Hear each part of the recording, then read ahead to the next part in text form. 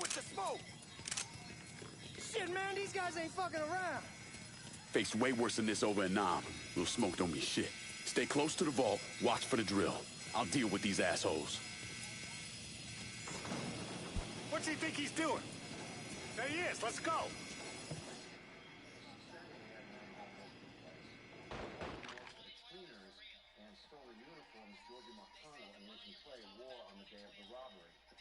Another one was a janitor at the Federal Reserve, and he provided a rough layout. The robbing of the Federal Reserve and none of it would be possible without the involvement of Freddie Robinson, Ricky Clay, and the rest of the black mob. They don't want him or me or people like us. But now it's not necessary for us to stir up that hornet's nest unless we intend to get stung a million times. I didn't understand that. They had to sting me a million times. I'm still not going to join, but I respect it a little more.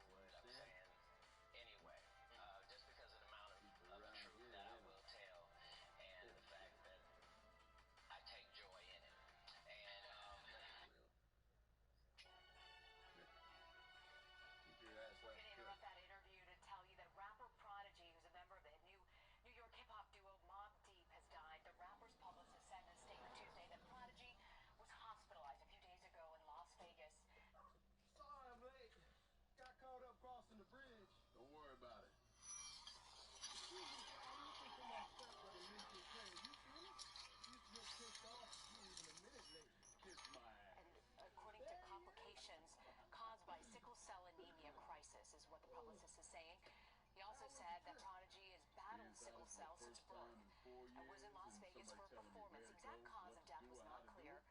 Prodigy was born Albert Johnson in New York. He found success in the 90s with fellow rapper Havoc as part of the duo Mobb Deep. Their hits included Quiet Storm with Little Kim, Shook Ones, and Hey Love.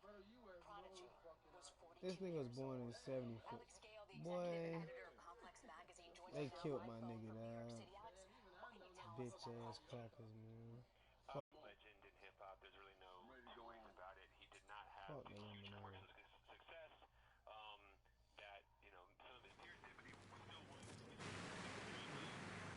made a huge impact in hip hop and definitely on the charts too. He just never had that full pop crossover moment. But I mean, one thing to really know about him is just how New York to his core he was.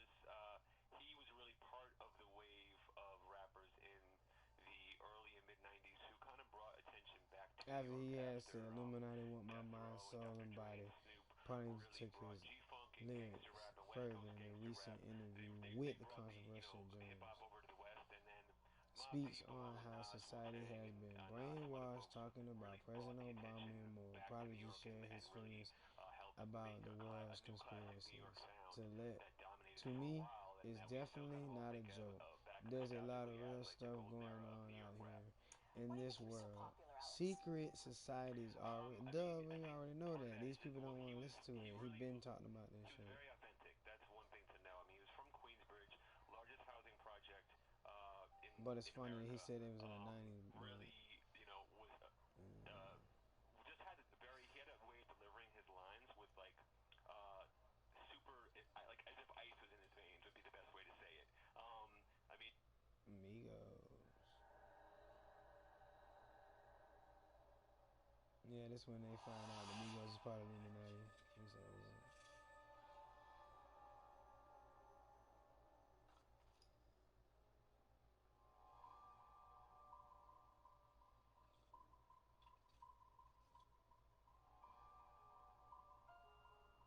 And all that like happens comes in the dark. Yeah, it does come from the dark.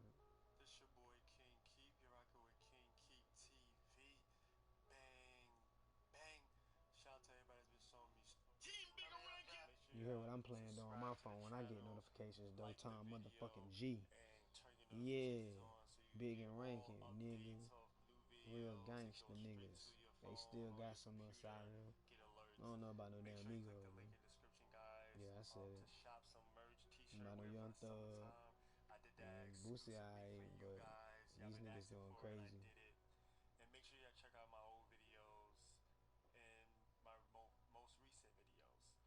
Let's kick it off like this. This one I had to do because of everything that happened last night at the BET Awards, the Migos warning. Yeah. Now a lot of you probably gonna sit here and say, oh, why would you make a video with the Migos a warning of the Illuminati or whatever, or the uppers? See, I call them Illuminati not because that's the like basically that's the group name, because they are people that just got hella power.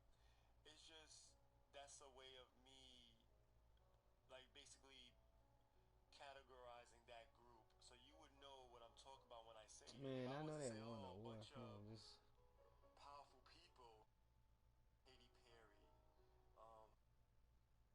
on it, then it's like a basically to kick it off for starters is like the Migos. oh yeah, Katy Perry shit. It all started. They took a big hit when they did the song with Katy Perry, Bon Appetit, and a lot of people in the gay community cross upset took to all because they didn't want to perform next to transgenders of any type. But this is just stuff that was said from each party. So this is not me making it up. This is said from each party. And then they had backlash before this from in the gay community. Long story short, they didn't want to do it because of Katy Perry had transgenders dancing on stage, and they backed out of it because they didn't want to be a part of it, basically. So they took a lot of heat from the transgender community and the gay community, all because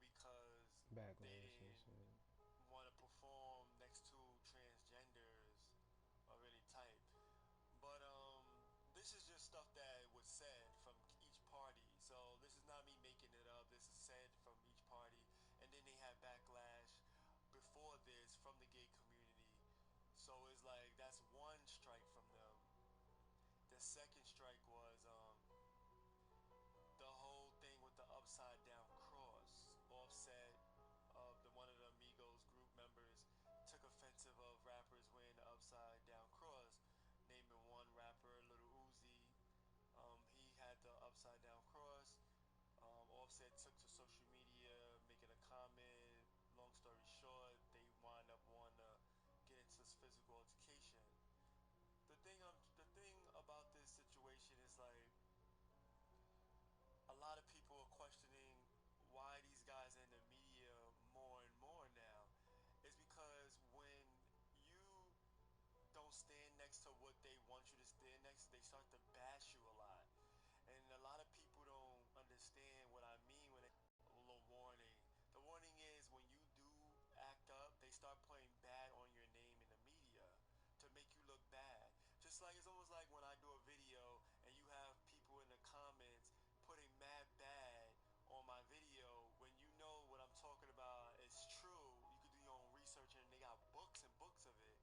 But it's like they send people to do bad so they can make you look bad. You get what I'm saying? Like that. So that's what I mean. Like they send out a warning to them by keep glorifying bad on their name of everything that's bad instead of the good stuff they're doing. You get what I'm saying? So that's what I mean. Like they took a lot of hit with that song, and then backstage it looked like they tried to make it look like paint a picture like they got beat up at the BET Awards, like stuff like that. Like they automatically the media catch footage of them looking like they got beat up with their shirts almost off and his glasses knocked off, stuff like that. They start to paint pictures like that, guys, and that's what I mean when I say they try to send a warning. And check out my other playlists I did about warnings on other celebrities, and I'm have more warnings. Like I give you clues and hints of each timeline might not be in order, so don't think, oh, you're not even saying order. I'm just giving you a picture of why I say these are warnings. They don't give you a warning by coming up to you with a gun to your head. They give you a warning by, oh, we could ruin your image real bad to a point where you just gotta quit. That's how they do it. Let me know what y'all think about this, guys. Leave your comments at the bottom. I love seeing all you comments, good or bad. Shout out to everybody that really support the page. I keep giving y'all more content. I know a lot of you been complaining about the pop filter. Let me know right in the comments below. I kind of um, sometimes just quick to just do a video for you guys and want to talk to you guys. I didn't really know if y'all cared about the pop filter, but I guess some of you do. But as a man, I do it for my real supporters. Thank you for the love and support, guys. I'm gonna keep busting these videos out for you guys. Make sure you like, subscribe, check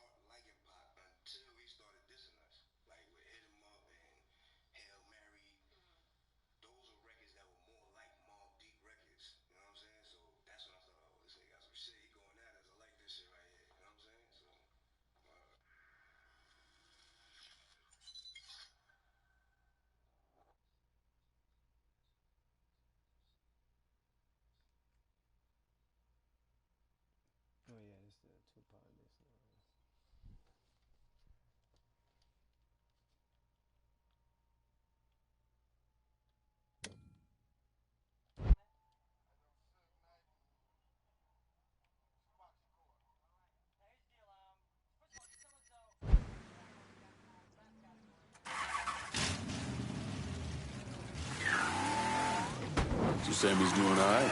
Ever since we got your telegram about coming home, he's been climbing the walls. What if the plane crashes? What if the train's delayed? What if they call him back? And he goes stand in front of the kitchen.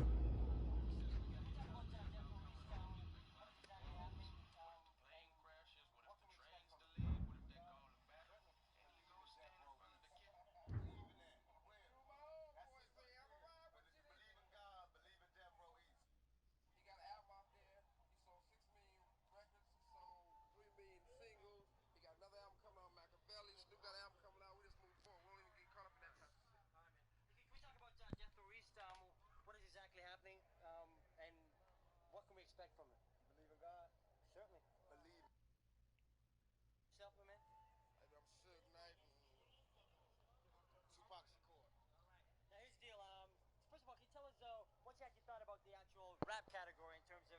I mean, I saw Coolio win and I was like, sorry. It's like this. For us, anything with awards, wouldn't even think about that. He got an album out there. He sold 6 million records. He sold 3 million singles. He got another album coming out, Machiavelli. Snoop got an album coming out. We just move forward. We don't even get caught up in that type of shit. All right, man. Can we talk about Death Row East? What is exactly happening? And what can we expect from it? You believe in God? Certainly. Believe in Death Row East. Believe in that. Real. That's it right there. But if you believe in God, believe in Death Row East. We plan to take the same strategy we use with Death Row West, which is mind over matter, taking all our weaknesses and making it into our strengths. We know that we got strength in numbers. We already run the streets out here. So now we just gonna help some of these brothers get their money on because we know they got talent. We got the ways to make them use their talent to the maximum effect. And that's what this is about. Everybody rap. We don't rap. We rap to make money. We do business. Ain't no other record company out there that sold as many records as we did. We outsold Bad Boy, LaFace, every black record label out there, we outsold them in 1 year. And I'm a convict, and my homeboy just got off a murder case. So that tells you that it's pure talent, no hype. We don't got no all-American smiles. They don't even want to buy our record, but they got to buy our record because we represent the street. So Death Row East is going to be a personification of what we did on the west side. We're going to do it to the east side, and we're going to prove once and for all that all these people talking about an East Coast-West Coast war, they like the Judas was to Jesus. They only here to cause confusion. We here to bring money and to bring change. They here to cause confusion. All these weak rappers, Nas, all these suckers, they battling off of East and West like this is a game. This ain't no game. If this was chess, we'd be yelling checkmate 3 years ago because we've been beat these. It's not a game. We out here trying to help our people make money. We trying to get out of this 3-stripe circle they got us in and start getting our papers on. So that's what we doing. By strength in numbers, we coming to the East Coast to prove there is no fear, there is no problem, there ain't nothing but opportunity. And the opportunity is overthrow the government y'all got right now, which is Bad Boy and Nas and all that bullshit, and we will bring a new government here that will feed every person in New York. Cool, man. All right, man. Peace. Thanks a lot. Take care.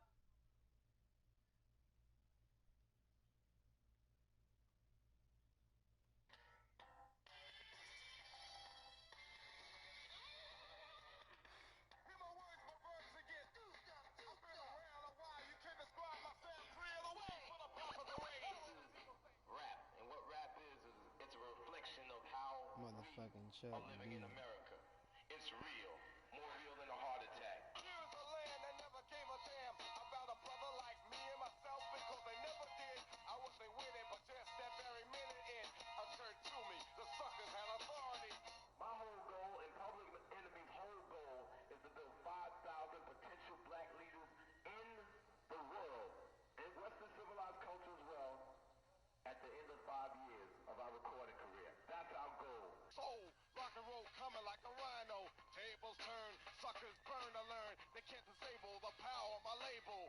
Def Jam tells you who I am. A lot of things happen in rap that really haven't happened in such a long time. In black music, the audience just knows that there's something between them and the artist that's real. With the inception of a cycle, it was just basically a drum beat and some rap and some scratches. And then it went from drum beat, rapping, scratching, happy. 2 Buffalo boys go around the outside, round the outside, round the outside. Drum beat, rapping and scratching, a serious lyrical content. I never ran from the Ku Klux Klan, and I shouldn't have to run from a black man for that. Like Flash said, the music has changed a lot. And what also also has changed is where it's coming from. Because what once used to only come from New York City is now coming from nationwide. Death is my set, guess my color. So where should a brother like you start expressing yourself, my boy, and show you how your swag? What up? Drop English right about now. Coke full and not a bar. And I'm looking for some action. But like Mick Jagger said, I can't get no satisfaction. Say yes to the master and I'm on DC. Mm-mm-mm.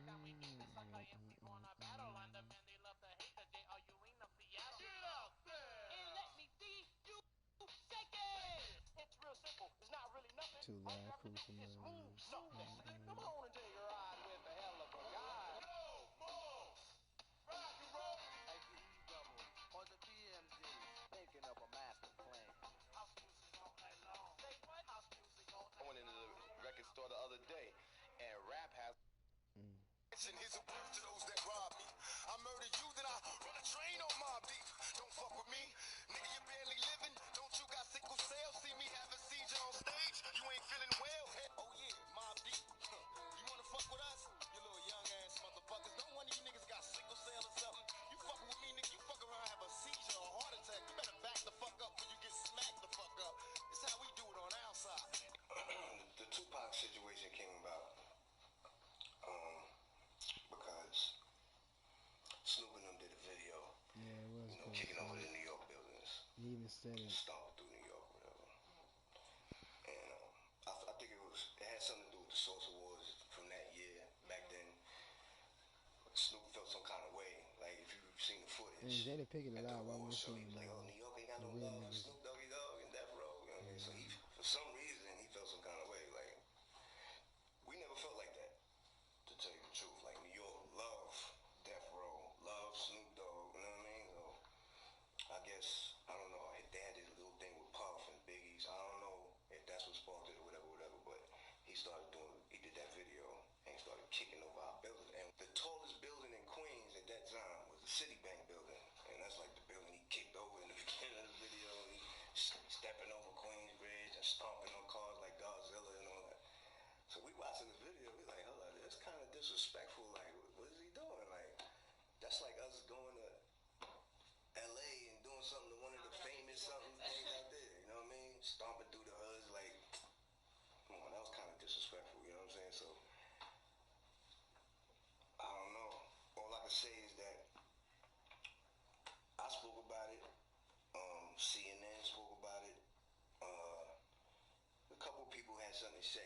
You know what I'm saying? A couple, but we were like the first ones to say something like, yo, just go back at the niggas basically and hold down New York, defend our state, basically, like, you know what I mean? So when that happened, that's right when Pocket got signed to Death Row. So I guess he felt like he was the one that had to step up and be like, you know what, I'm gonna be the one that's gonna go at all these niggas and I'm gonna show my loyalty to Death Row since I'm new over here and we gonna make it happen right now. Fuck that, it's war. The math all add up, you can check it out. Told you, me and Pop would've worked it all out. Cause Majesty and Stretch would've dead that now. And we'd have all been brainstorming. Wow, imagine life with a homie like that right now. That's what I'm talking about, that's real power.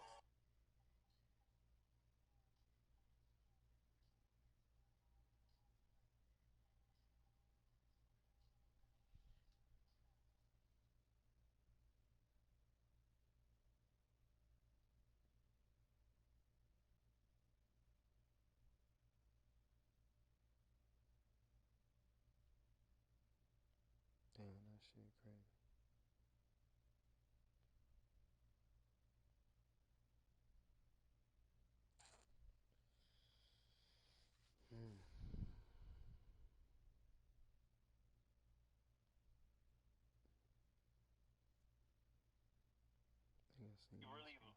He was very authentic. That's one thing to know. I mean, he was from Queensbridge, largest housing project in America. Really, you know, was just had he had a way of delivering his lines with like super, like as if ice was in his veins would be the best way to say it. I mean, just very deadpan, saying these, you know, sometimes extremely, you know, like violent things in the way that he would say them. You 100% believed him.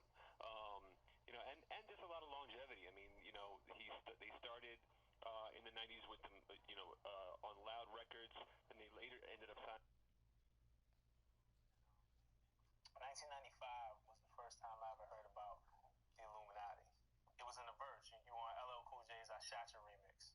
And you said, Illuminati want my mind, soul, and my body.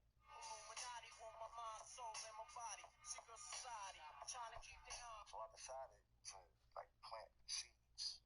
People not gonna understand what I'm talking about yet, but it's gonna make them curious. I was already About listening, a year bro. later, I know. after the song comes out, Jay-Z drops his I was born in the debut 90s, Reasonable Doubt, and on it he has a 1990. song called The Evils, produced by DJ Probably Premier. around like And they 8 or 9 sample your listening, line, man. Illuminati want my mind, soul, and my Just body. like Rakim, man. That was my favorite song, too. And who was you in there with? Illuminati. And then from Motherfucking there, I mean, you name it. man. Snoop Everyone from Lion and Jay-Z to J Kanye Block. West, Drake, Meek I Mill, know Rick getting guys Ross, some Jay-Z. Kendrick Was Lamar.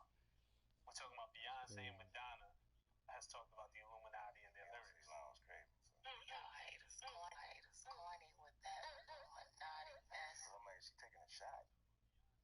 Or is she doing what I did? Like, you know what I mean? Just like putting it in there. I don't know. It's interesting to see her even say that in a song. Supernatural experience. I'm from Miami. I'm from where Haitians do voodoo. I'm from where you heard him? about spirits.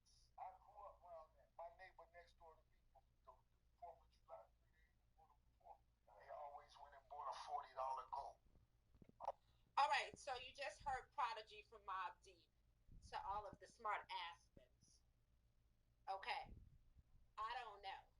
I'll be a conspiracy theorist for today. Yeah, I will for fun. Not really. It ain't for fun.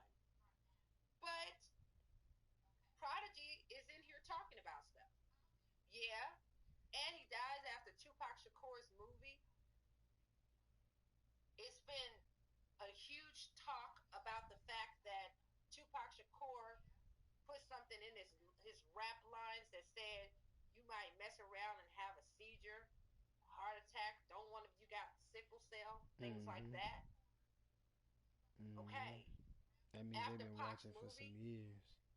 he goes He from the died. very thing that Pac said he would go from. And why was Pac it none is of them gone, people and in now that he's gone, movie? and then he dies in If Las it wasn't Vegas, no real the beef. same way Pac did. He probably went in the same hospital. Okay, he was also on a tour. I don't know, but here he is speaking against things out of his own mouth, and he says that he intentionally speaks against things. So are y'all going to tell me that Prodigy is lying when he's in there saying that people want his mind, body, and soul? You have it. Are you going to tell me that Prodigy's lying? Because I don't think he's lying. This is him. This is his audio clip. He's on record talking about this before his death. We know this is a current audio clip. Why? For the simple fact that, well, number one, I'm watching him, and number two, he's referencing current songs. Okay, I'm wondering if he went through some persecution for going there and telling the truth. In the end, it's almost like him and Pac go there and both had the same kind of mission, I guess, when it gets down to it, where they both were standing up and speaking for whatever, you know? So, but now there's some other people say that he was also playing the game too. Okay, I mean, I think everybody plays the game. I mean, I don't think we need to go there and act stupid. Okay, but that's not enough for somebody to go there and disrespect him. It's very sad that his death, that he's dead. And I don't want nobody getting down in this video and disrespecting, because if you put anything disrespectful about Prodigy, I will be blocking you, just like I said in my other video. I respect But I you. just thought I would come and do this, you know, Sorry, Callie. because another Cali friend of mine just watched the video and say, well, Callie, if you just watch that, if you just put that in your video, then you would love to listen to this right here. So they send this to me. So I said, I'm going to do a video and put it out, but I'm not going to talk about this anymore. But I just want to go ahead and lift his family up in prayer, you know, and but you know we are the true it's really God. sad. So I'm gonna have to But here it is. This man was fighting against stuff, and out of his own mouth, he's saying something. And it's very, either this is just a major, maybe it's just a major coincidence, okay? He dies after Tupac's movie. He's in Las Vegas on a tour. Tupac Shakur went to Vegas on a tour. Well, when the tour, he had a marijuana case, and in order to keep himself out of jail, he had to go and perform at a particular club for free in order to keep himself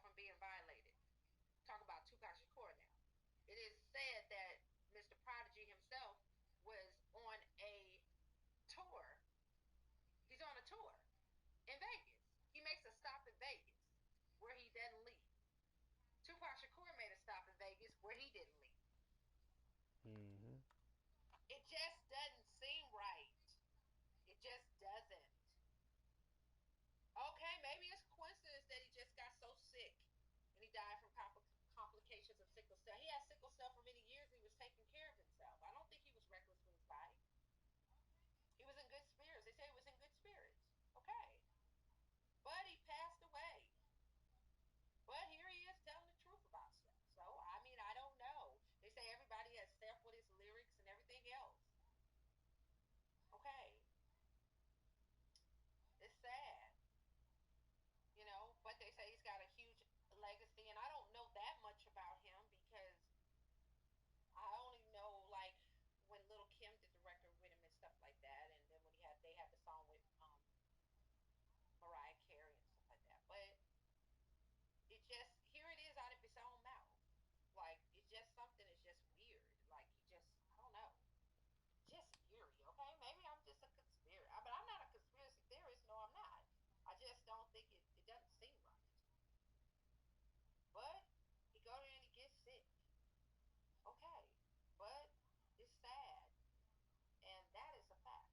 So, they call him a legend, and that's what it's going to be. Okay?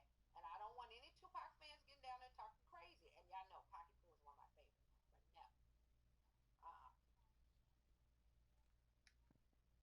All right, so I'm going to do this real quick because one of my college friends, Terrence, asked me to do this. Okay? And Terrence is from Queens. And he is a huge Mobb Deep fan. Okay? So he just let me know. He asked me if because he just heard my Tupac videos. And he asked me if I had heard about, what's his name? The rapper Prodigy. Yeah, I just heard, but he sent me the little clip that tells me that he passed away. And he was 42. That's really sad. That's sad. And from an unknown illness, and he passes away in Las Vegas. I find this very weird.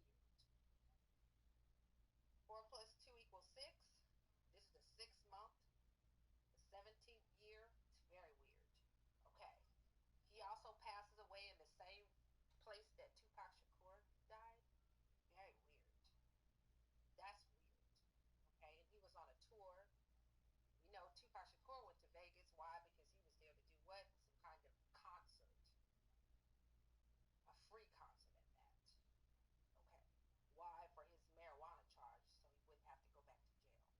Okay. For a probation or parole, no, probation violations.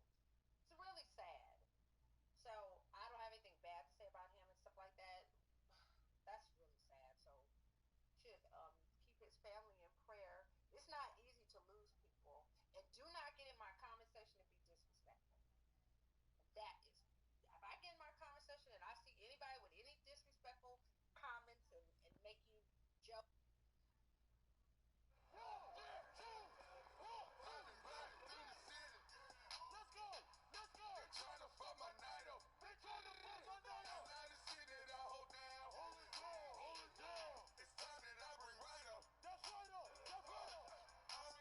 Oh shit, Remy. Oh, this is Remy Ma shutdown.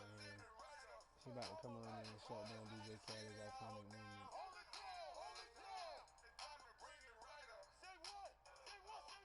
Yeah. Remy Ma still the show. Designer. I don't know who sing. I don't even listen to Designer. French Montana. That's that shit. That's the touching. That's 2017. Oh shit. I'm tripping, yeah, I forgot this shit. I heard about this. I don't know what it's about. Oh yeah, it's on the 12th. Yeah.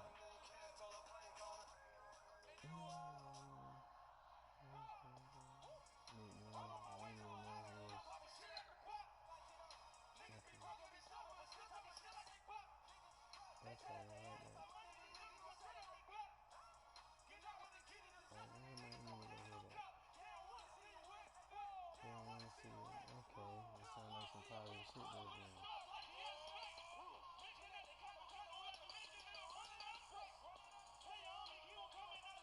So the American sounds like something to do with pop as well.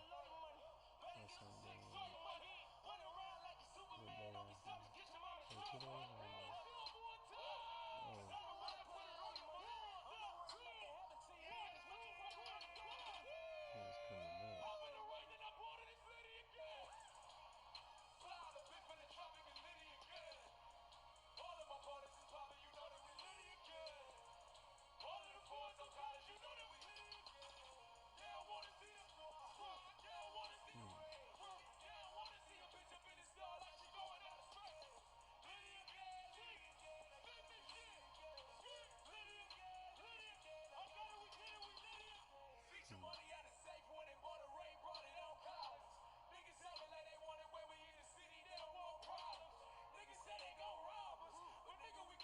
Oh.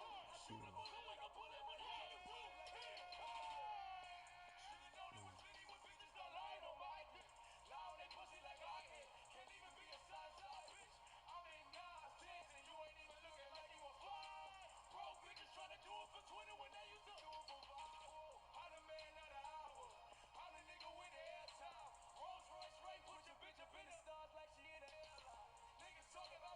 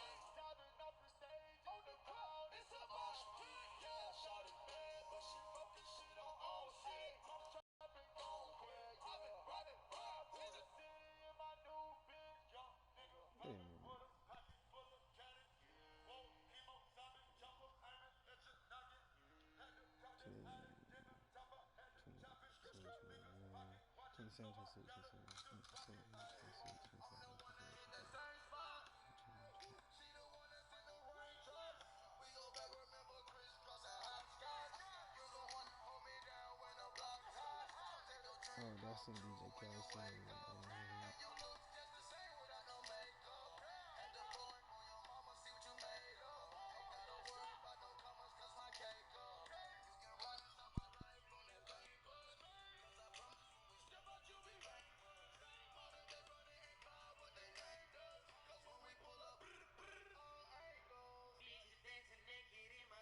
Chris Brown. This guy Chris Brown Amigos had some altercation with her, like Joe Button, you know.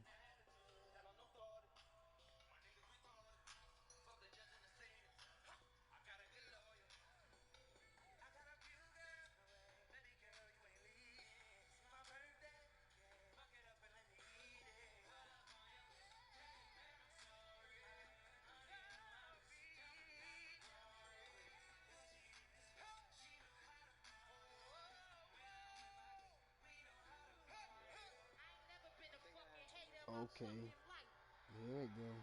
Really, my killed it.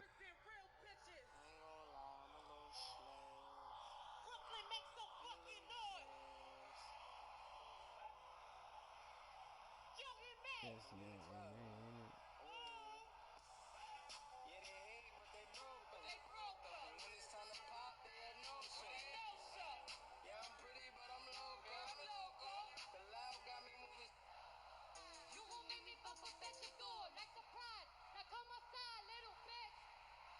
Okay. What the fuck is that? And it wouldn't be a motherfucking real bitch festival if I ain't had a motherfucking. Man, that's a blood in the crib. Oh yeah, this it right here. That's Cardi B. This the beef. This the really beef. That's Lil Kim. I forgot it was finna go down. I ain't get to watch this shit.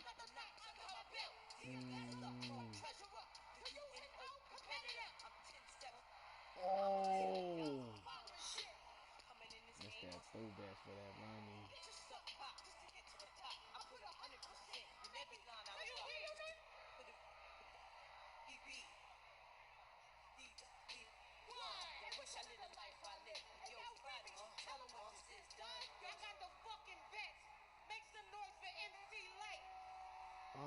That's my baby. Still, mama's still a soul. I love my room. I love my room. Ooh, she did this for a reason. I heard some new shit. She remixed that face off, mask off. I knew something was something. I knew it. Is that Queen with light? Oh my God.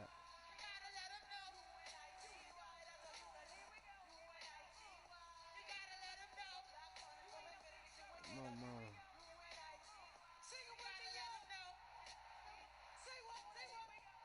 Man, don't tell me she turned to Instinct leads me to another flow. Every time I hear a brother call a girl a bitch or a hoe, trying to make a sister feel low. You know all of that got to go. Now everybody knows there's exception to this rule. I'll be getting mad when we playing this cool, but don't you be calling me out my name. Yeah, I can't do nothing. You disrespect me like a name. That's why I'm talking. One day I was walking down a block and have my cut off short celebrate. This was crazy, huh? I walked past these dudes when they passed me. One of them felt my booty, he was nasty. I turned around red, somebody was catching the rat. Then the little one said, me, bitch, and laughed. Since he was with his boys, he tried to break fly, but shit, I punched him dead in his eyes. Said, who you calling a bitch? Come on, U-N-I-T-Y, that's the unity. U-N-I-T-Y. Love a black woman, but a bitch or a hoe. It's Remy. It's Remy. But Remy must steal the show for real. Love a black woman from infinity to infinity. Fuck Nicki Minaj. Fuck with you so like Sheeta. You ain't the queen, I show you. Like on your ass and belly. I prove you lost already. I knew she was finna do it. I told you I wasn't talking about your dumb ass. It looks stupid. You literally got a dumb ass. Funky crazy. And we all know that you dumb ass. You get donkey of the day. You dumb ass. Let's be honest. So that line about bitches being your sons. How you take my 09 jail tweet and run. Talking about bringing knives to a fight with guns. When the only shots you ever took was in your buns. And I saw Meek at All-Star. You told me your ass dropped. He couldn't fuck you for 3 months because your ass dropped. Now I don't think I understand how bad her ass got. The implants that she had put in her ass.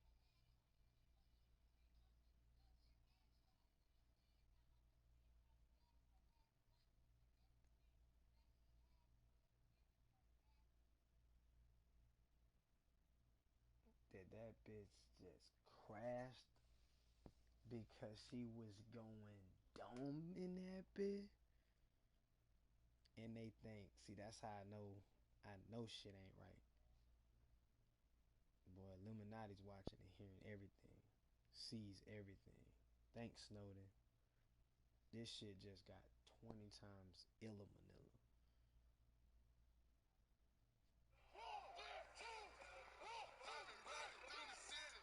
And guess what?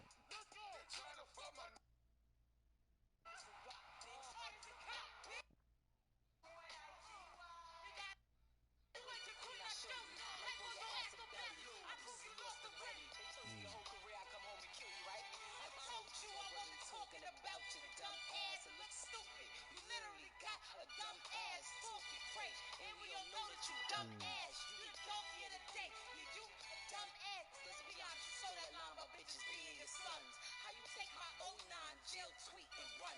Talking about bringing knives to a fight with guns. When the only shots you ever took was in your buns. And I saw Meek at All-Star. She gotta break it down. He couldn't fuck you for 3 months because your ass dropped. Now I don't think I understand how bad her ass got. The implants that she had put in her ass popped.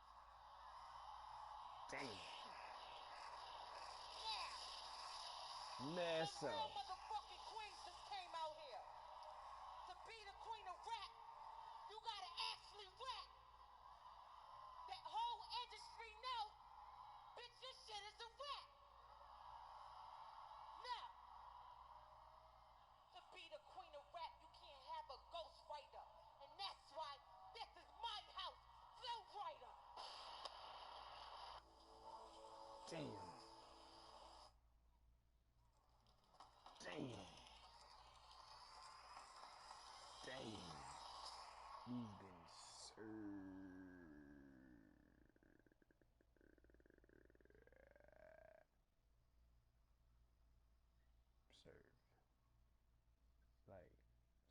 was serious. Well, yeah, man, I got the news Prodigy yesterday, is, man. I was sitting down and, kind of put a lot of things in perspective. I had a lot of respect for Prodigy, you know what I mean? He bought the hood. He bought the hood to the booth, you know what I mean? When we was, Outcast. trying to shape this rap thing into something, you know what I mean? And he was one of the cats I respected for bringing the hood, man, to the booth.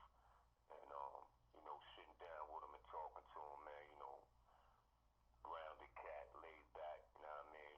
And it's just, bad that we lost one of the kings of the hood in New York City, man, in this rap game. What's hot this week? Sadly, we lost a legend this week when Prodigy from Mobb Deep passed away after complications with his health. We got him stuck on some real shit. We be the infamous, you heard of us. Official Queens. Mark come equipped for warfare. Beware. Crime family. No shots to share. For all low. Who wanna profile and pose? Rock you in your face. Put your nose bone. Yours alone in these streets, cousin. Hey man, for they self in this land. Keep the true crew running. They supposed to. They come around. Never come close to. I can see it inside your face. You in the wrong place. Say what? Say what? Say what? Big Boy confirms an Outkast biopic is definitely happening. See what the Atlanta rapper had to say about the production. Yeah. We'll do it. We talked about it. We're just trying to see who's going to do it. But we definitely want to be involved, and we don't want nobody telling our story without us. You know what I mean? So. That real. But there will be an Outkast movie one day. Almost definitely. Naturi Naughton reveals to Ebro in That the was a morning the hint. difficulty in Pay keeping her attention. pregnancy top secret while on the set of Power. There seem to still be enough successful on their network, so it's no shade to them. It's just we're different. And you we're guys are totally definitely different something shows. special, yeah. And we just have. I was shooting into my 5th month of pregnancy. Wow. And you'll see the show, but this season it's so interesting for me as a this is my We first finna take pregnancy. it back. Embarking on this new journey. All right, so I'm gonna do this real quick because one of my Cali friends, Terrence, asked Not me by to her do this. though. Don't want to hear this Lil Wayne shit right here. This Lil Wayne warning from the Illuminati, shocking secret. You won't believe it. Oh, when he stepped on the American flag or something, I think it was. Last rapper 40 Glock was shot. Oh, that's that game shit though, isn't it? Meat. Hold on. Damn, I moved too fast. No, shot twice. Okay, got it. What about this Meat Mill? 20 Dream Chasing Jump Nick Minaj X something. And Rihanna Illumina some Lil Wayne warning. This your boy King Keep. You're rocking with King Keep TV. Bang, bang. Shout out to everybody that's been showing me so much love, guys. Make sure you subscribe, like this video, turn on your notifications so y'all can know when your boy upload some more videos for you guys. Make sure y'all click the link in the description too, guys. I did asking for it. Make sure y'all click the link in the description to go shopping, have fun, have a shopping spree, what you call that online at King Keep TV Shop. And make sure if y'all want to win giveaway, guys, the faster way instead of waiting in the stream a lot. Of people know what's going Automatically on. Like click the link in the description too. The other one, GoatBox.com. Sign up. Look for your boy King Keep TV. Automatically sign up with your name so I can know it's you. Wind up on the top 10 Bang Bang family list, rank list, so I already know. Make sure your name matches your YouTube name, so when I call you out, I can automatically send your email with your gift card of your choice if you have PlayStation or if you have Xbox, etc. Let's kick it off like this, man. Lil Wayne, man. This guy is amazing when it comes to something to hip hop, but at the same time I have to say, even though he's amazing and talented, what he does and what he do is not good for the youth. That's all I'm gonna say. It's not good for the community. It's not good for our children growing up in society. He makes good music, but it's not good at the same time. And the situation that he's in right now with Birdman not giving him money and his album stopping and all that slowing down, it's really really looking bad for him, man. I'm not saying money wise. I'm saying his reputation, what he built, all the work that he put in, man. Lil Wayne's supposed to be big like Jay-Z right now. Shit. He's supposed to be bigger than But I already heard Birdman bro right saying now. he done made He's more than supposed to what be he. big like Diddy right now.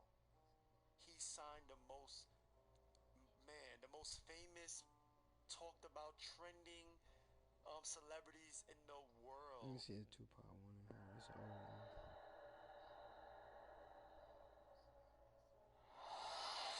With the Prodigy and shit.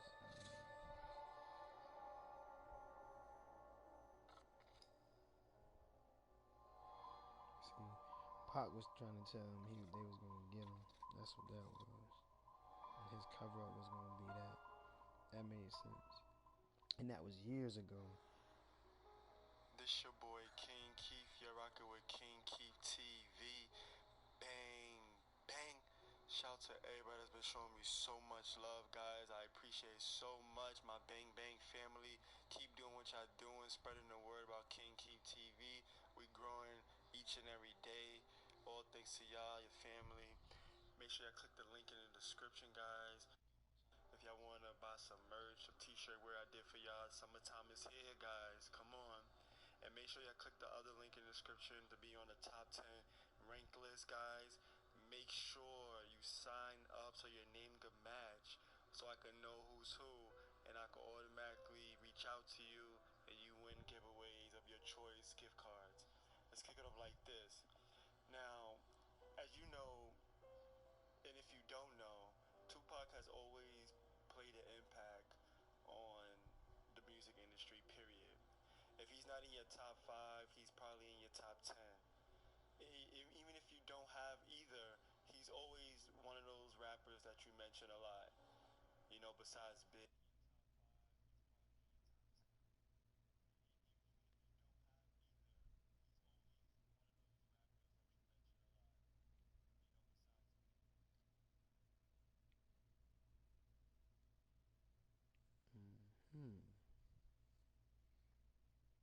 So YouTube just gonna crash like that.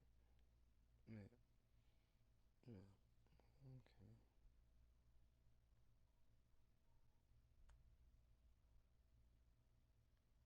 Yeah,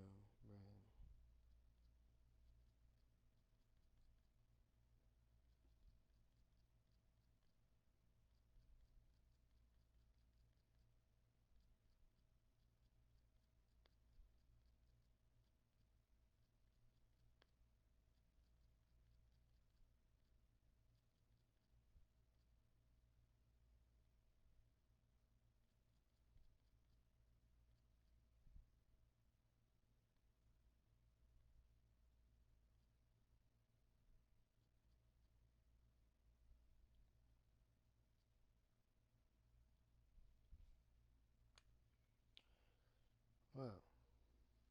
Well, there's a homeboy of mine. He's not too big on this real reality that we live, that people are brainwashed by. Try to explain it to him. That's my homie, so I just wish I wasn't the only one to. I mean, not well. I mean, he knows some things, but like he fucks with Trump heavy, right? The only reason why I didn't really like Trump, but it made sense after I had seen it, is because when the Twin Towers got hit, right? Trump even said that was not possible for that shit to happen. When they made the steel and carbon fibers inside, I mean, no, I'm not gonna go through that. All I'm saying is that's fucked up.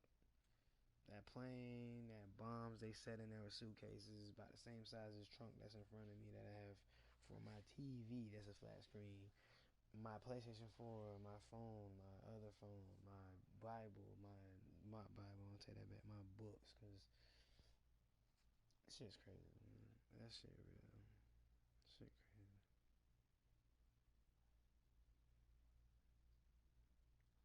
But that's what happens.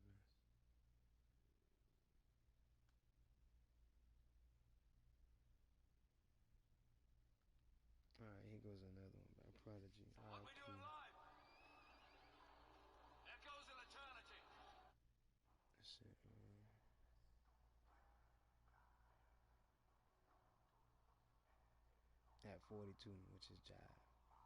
Blood Game 5. What is going on, everybody? It is Devin with Up TV, and today is a very sad day because we lost a very, very important member of the Truth Movement, and that is Prodigy from Mobb Deep. He was only 42 years old when he passed, but he's been battling sickle cell for all his life, and y'all you know, he saying that just because finally lost Tupac that battle. said that. But you know, on Up TV, we gotta pay mad respect to Prodigy for just his truth with everything he's gotten out there about the Illuminati. He's actually famous for coming up with one of the first major lines in hip-hop about the Illuminati, which is the Illuminati want my mind, soul, and my body. Yeah, man, so what I'm gonna do, man, I'm not gonna do too much talking on this video, man. I'm gonna get straight to it. I'm gonna play some clips of Prodigy dropping that truth. Everything he says is important. It needs to be taken with more than just a grain of salt. It needs to be taken very seriously because it is very real. So we gonna put it out there, man. Rest in peace, Prodigy, man, and everybody else on Up TV. Y'all have a blessed day. Peace. The skit that comes before the song Illuminati, you know, once again, it just fit right along with the song. You know, as soon as the skit comes on, you got the guy saying it's a war for control, you know what I mean, for your mind and your body. And that's exactly, he hit it right on the nose. Like, that's what I was talking about back in 96. You know what I mean? Confirm for people like, yo, P is talking some sense here. You know what I mean? Like, look, you hear somebody else saying the same thing what P was talking about. You know what I mean? So it makes people just want to even research it even more. You know what I mean? To find out what, like, where you get that skit from. Like, you know what I mean? Like, well, maybe P ain't bugging. You know what I mean? Maybe there is some kind of truth to what he's saying. Let me go find out. So, you know, hopefully that skit will make people interested in going and find out the truth. You know what I'm saying? Because it's really going down, man. It's a war for your mind, body, and soul. You know what I mean? Like, it's not about money. They make the money. You know what I'm saying? So it's really about control. You know what I mean? Over your soul. You know what I'm saying? Like, how many people they can control as slaves. You know what I'm saying?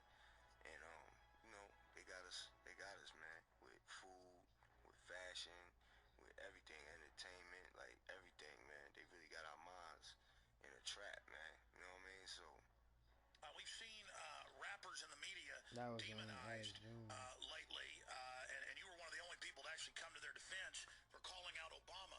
What's your view of President Barack Obama? I mean, my view on him is that, you know, number one, you can't be a president of the United States unless you're part of this bloodline that they got going on that goes all the way back to, you know what I mean, European royalty. You know what I mean? Who believe that they're related to Jesus and Mary Magdalene. They're completely delusional. Yeah, exactly. You know what I mean? So they got damn so that one something. And whether people believe it or not, it's very real. You know, you will not be an American president unless you are linked and part of this bloodline. And Obama is. You know, he's a part of that. That's why he was allowed into the door. That's why he was placed where he's at now. Well, he's related to Cheney and Bush. Yeah. And by the way, they're all related to everybody else. That's been confirmed. Yeah, I mean, it's definitely linked. I heard a lot of people say, oh, well, all humans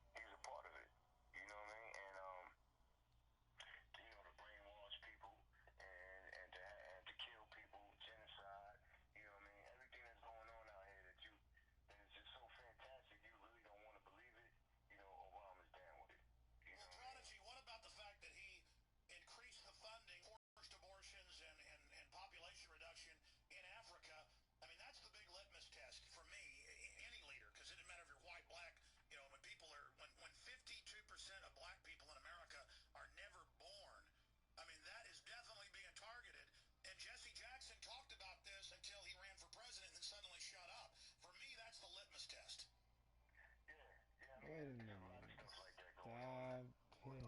Stop it. What I learned is, Did Donald Trump almost get what? Why I gotta go to that? That is not true. attention now and everything. I'm paying attention to policies and things he was saying and things that other candidates were saying in the debate. And I seen a lot of red flags with Obama. Certain things that he wasn't bringing up. Certain things that he wouldn't debate. He wouldn't challenge in the debate. Certain things he wouldn't want to talk about. Like the Federal Reserve and how corrupt it is, and just certain things he was getting shut down at the debates, and he would not speak on it. But after a while, and I told people like, yo, you vote for Obama, you vote for Obama. I was like, nah, I ain't gonna. I would rather vote for this candidate because he's saying what needs to be said. Like, you know what I mean? Or whoever's saying the things that need to be said, man, like about the corruption and things, the foul thing that's going on behind the scenes. That's who I would, run with.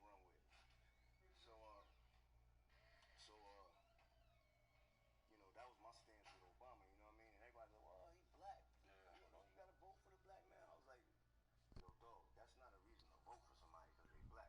I wasn't seeing the bigger picture. Then later on, I started to realize, like, you know what? It's good that we have a black president because it inspires the young black kids out there that feel hopeless, like, you know what I'm saying? They brainwashed. Just feel hopeless, like you're not gonna achieve nothing. It's just a racist system. It's foul, and it's just hopeless. It's not even there. It's controlled. So like my son and my daughter, they see a black family in the White House. That's cool. But to me, it's just a look. You know what I'm saying? That's. For those that might understand, read between the lines a little bit. In my opinion, it's a good look. But that's about it. Cause I really don't believe in this system, man. This system's foul, man. You know what I mean? I believe you can make small little changes here and there. Yeah. You know what I mean? And it'll take years for it to get to where I'm gonna ask you that, man, because I'm an idealist. Right. I'm one of those people who always try to, we could do something. We could do it. You know what I'm saying? Like I think sometimes with MLK, when the homies were saying, man, you crazy. These people never gonna let us do this. But I had a conversation with Brad Meltzer, the author, that show, the History Channel show. Right. Friend of mine, right? Yeah, I don't know Brad. Yeah. And he actually mentioned you, actually. Right. And Oh yeah. I mean, I watched because I talked to people when Dakota So first that came was on. deep. so you were familiar with that? Oh, I know the whole story because they approached me. I can't tell you who. Okay. But one of the biggest, I'll tell you offline, but one of the biggest guys in the hip hop community approached me and asked me to do something with him on that. Way before Can I anyone was talking speculate about who that is, Who Brad? do you think it is? Queens, New York. Mobb Deep.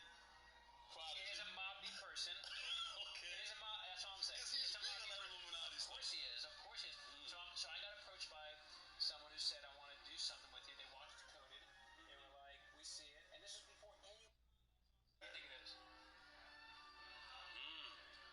Queens, New York.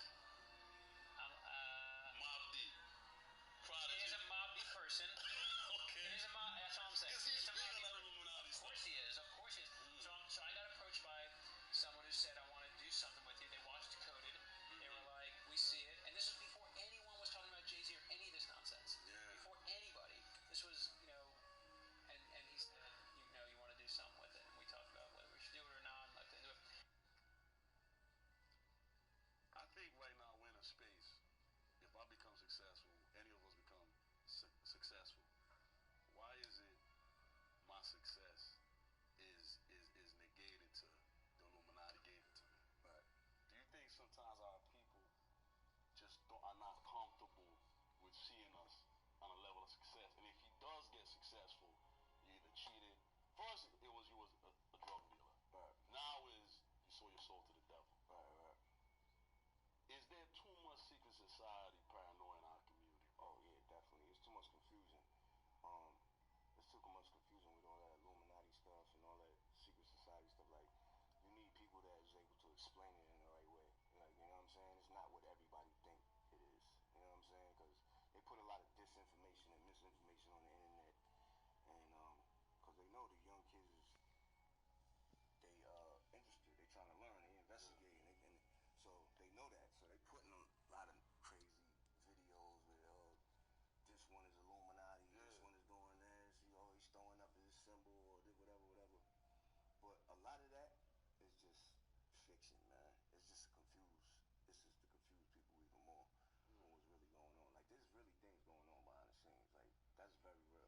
I'm saying? That there's no denying that.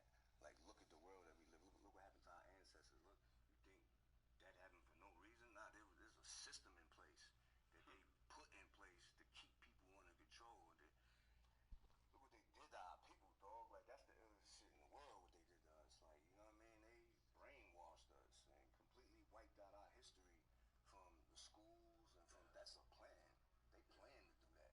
Like, you know what I'm saying? So it's definitely real, but it's just not a lot of what people think it is. You know what I mean? What you were saying, like, when somebody like Obama wins, oh, he's Illuminati, or like when Jay-Z sell whatever the million records, oh, he's because he's Illuminati. He got Beyonce, they down with the Illuminati. Like, a lot of that stuff is false information, man. You know what I'm saying? There's a lot of truth to the politics side and the government side, but a lot of these artists, they have nothing to do with that. You know what I'm saying? They have nothing to do with that.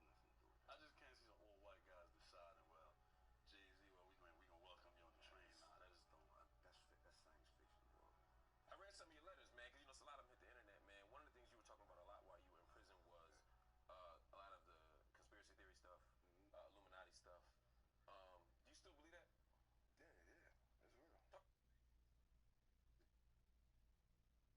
In place that they put in place to keep people under control. Look what they did to our people, dog. Like, that's the illest shit in the world, what they did to us. Like, you know what I mean? They brainwashed us and completely wiped out our history from the schools and from, that's a plan. They plan to do that. Like, you know what I'm saying? So it's definitely real, but it's just not a lot of what people think it is. You know what I mean? What you were saying, like, when somebody like Obama wins, oh, he's Illuminati, or like when Jay-Z sell whatever the million records, oh, he's because he's Illuminati. He got Beyonce, they down with the Illuminati. Like, a lot of that stuff is false information, man. You know what I'm saying? There's a lot of truth to the politics side and the government side, but a lot of these artists, they have nothing to do with that. You know what I'm saying? They have nothing to do with that. I just can't see some old white guys deciding, well, Jay-Z, well, we gonna welcome you on the train. Nah, that just don't. That's science fiction, bro. I read some of your letters, man, because you know, a lot of them hit the internet, man. One of the things you were talking about a lot while you were in prison was this nigga a lot of asking the me. conspiracy theory stuff, Illuminati stuff. Do you still believe that? Yeah, that's real. Talk to me about, because I remember. Can we bring this up real quick? It's just it's from your letter. I'm going to read it. It says, the exact moment in time when I discovered the entire planet was being lied to and was put upon a spell to keep us unaware of it was back in 1996, around the time Biggie got locked up for the tech in his house. And then there was something else here that I thought was interesting. You said Jay-Z knows the truth, but he chose sides with evil in order to be accepted in the corporate. Jay-Z conceals the truth from the black community and promotes the lifestyle of the beast instead. First of all, a lot of people, there's a lot of talk of Illuminati, like there's certain rappers in the Illuminati, Jay-Z, Man, nigga, you know that shit. Do you believe that they're rappers in the Illuminati? Nah. You don't believe that? Okay. So how do you see sort of the role of these conspiracy theories play? Like how is the black community being controlled through that stuff? Just through food, the environment, medication, branding. It's a lot of stuff, man. It's a lot of, you can go down the whole line. It's a whole web, network of things. You know what I mean? Yeah, that's what I believe. You know what I mean? People are definitely being manipulated. You know what I mean? It's a business. And what can you do as an artist? What can we do as media to change that? We could,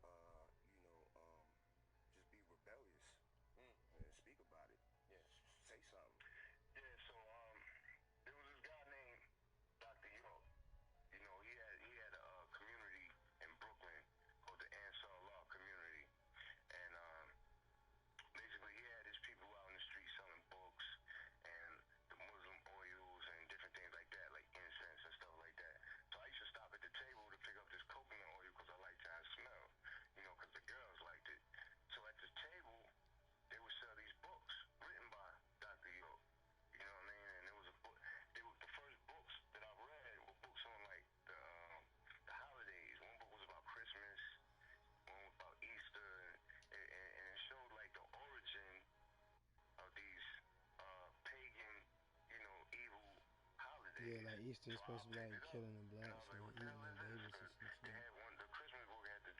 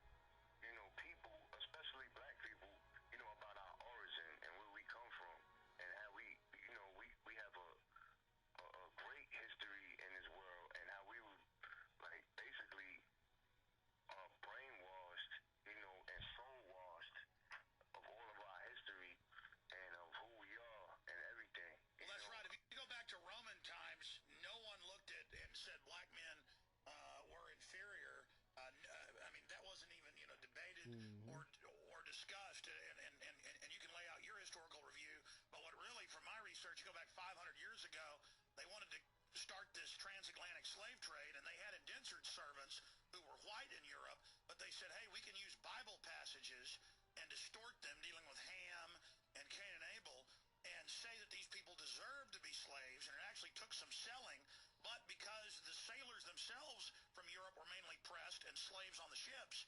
If you actually research it, I mean, most of them were captured and put on the ships to run them. That's why there were so many people breaking off and becoming pulled that idea, and that really is an idea that didn't exist till, what, 500 years ago? Yeah, exactly.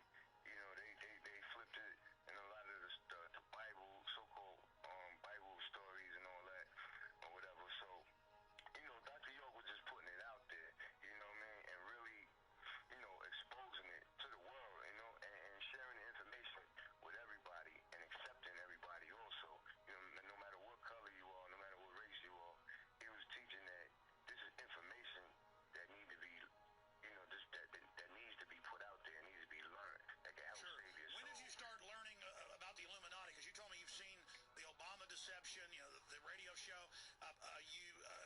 I said, well, what's your favorite clip? And you said the Bohemian Grove, the David Gergen situation. Yeah. I mean, through his books, you know, through Doc's books, that's how I learned about it. That's how I bumped into it.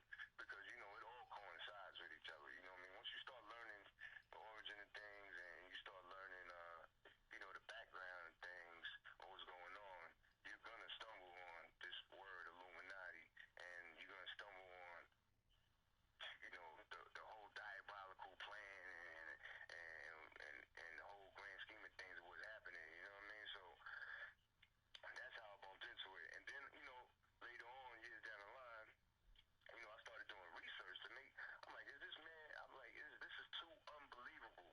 The information that I was learning was like too incredible, you know what I mean? So it forces you to do your own research. It forces you, like back then, there wasn't no internet when I was growing up, you know what I mean? So I had to go to the library, you know what I mean, and check books out. That's what I did, the exact same thing. So you've been awake for close to 30 years. Yeah, I mean, I've been learning ever since I was like 16. I've been learning, doing research. So, you know, I'm 36 now, you know what I mean? So that's about, 20 years, you know what I mean? I've been really doing my research, you know what I mean, and studying this whole thing. Like in entertainment in general, I mean, I feel like there's a general programming that's going on in entertainment, and my example is just simple and plain. I mean, you see who gets promoted. You'll see that a more militant, hardcore artist doesn't get promoted the way a mumble rapper or a soft dude, like, you know, I mean, and I'm not picking on anybody, but I just say, you know, Lil Yachty, he's the man of the hour right now. Right. You know, he gets a lot of promotion, so does like a Young Thug, but then there's like mad hardcore artists who have a message and then they don't get even a look, you know, in terms of current hip hop. I definitely think that there's people in these corporations, like the presidents and CEOs of these labels, I think they definitely drive where the music is going. But I also think that you know, a lot of it is just the easy way out. People try to take the easy way out. What's going to make the most money right now? Right. And they take that easy way. All right, well, this style of music is hot. This is what's going to get you radio, club play, da-da-da-da. All right, we're going to do that. So it's like, it's not so diabolical like as people think. I think it's people just trying to make money the fastest way possible. Gotcha. So they do this style, or they dress this way, or they give this look. They put a bunch of chains on because they figure, like, you know, that's the easiest route. Everybody's doing it. It works. Just do it. It's cookie cutter shit. Like, you know what I mean? But then there's also, like I said, there's also people in the corporate world, like, that have these high positions on television and radio where they're driving which direction the music is going to go. Like, all right, we're going to stay away from this. It's kind of threatening. It's kind of violent. Let's run with this. It's more safer. We feel safer doing this. And there might be some other reasons why they're doing it like that too, to drive where, you know, the population is going to drive where, like, the public opinion and control over people, you know what I mean? That's definitely happening also, like, you know what I mean? There's also people that's like, nah, we don't want. It's just like, for example, COINTELPRO. Yeah. With the Black Panthers and J. Edgar Hoover. It's a fact. It's not a theory. Yeah. That they was trying to stop the next Black Messiah. They have documents that say that. Like, you know what I mean? They took out Malcolm X. They took out the Panthers. Like, they don't want black leaders coming up and leading the people in the right direction. That's obviously happening. There's documents to prove that.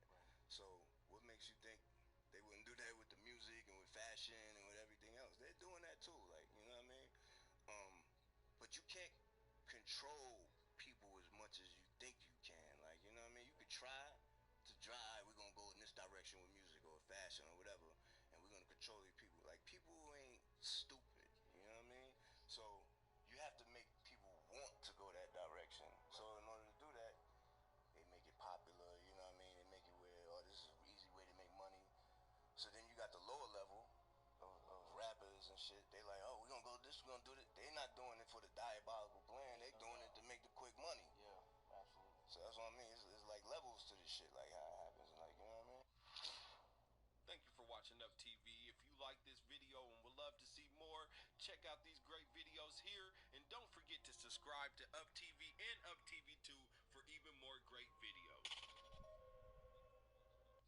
I want to see what Kendrick Lamar had to say. Yo, guys, sometimes, like, I really hope that some of these celebrities 2017, don't know about me or this 2018. channel or these videos that I make, because I expose them, man. Like, Kendrick is about to get exposed right now, man. So without no further ado, I'm going to run my intro, and then we're going to find out But Kendrick's warning from the Illuminati. So he's speaking from the inside coming out. You know what I'm saying? So, yeah.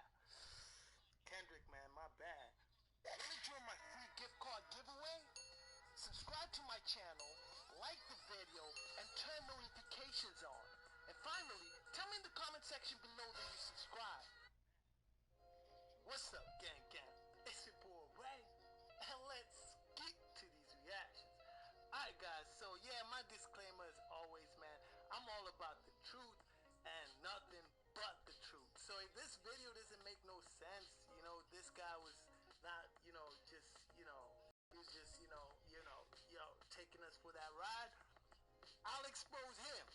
But if he's for real and Kendrick is actually factually, you know, with the Illuminati, yo, Kendrick, we about to pounce on that ass. Anyways, man, without no further ado, let's go. I'll clarify what's true and what's people not. are scared in my to face opinion. You their guys fears can and see in the comments. look themselves in the eye because they don't want to see the real. Shout out to Jason A while I fix this video. And yeah, shout out to him, man. Link in the description. He makes super cool stuff, Illuminati related and all. Alright, let's go, man. Kendrick said something about people not being scared to look in the mirror. But you got to do that every morning to know who you really are and not be jaded, you know, with this crazy world, because it will taint you. So you do that every morning, you'll be humble. Rapper Kendrick Lamar leads the field with 11. Not to check your swag, but like look deep in the mirror to acknowledge the person you are to this day. Present tense. I respect Kendrick so much as an artist. You know, first of all, I love the incorporation of jazz and funk into his music and not shying away from it just because it's not, you know, mainstream. If you could pick 3 artists to collaborate with, deceased or living, who would they be? That's easy. Drake. No. Tupac, of course. It was a moment that changed the landscape of music Tupac, forever. Biggie, and Jay.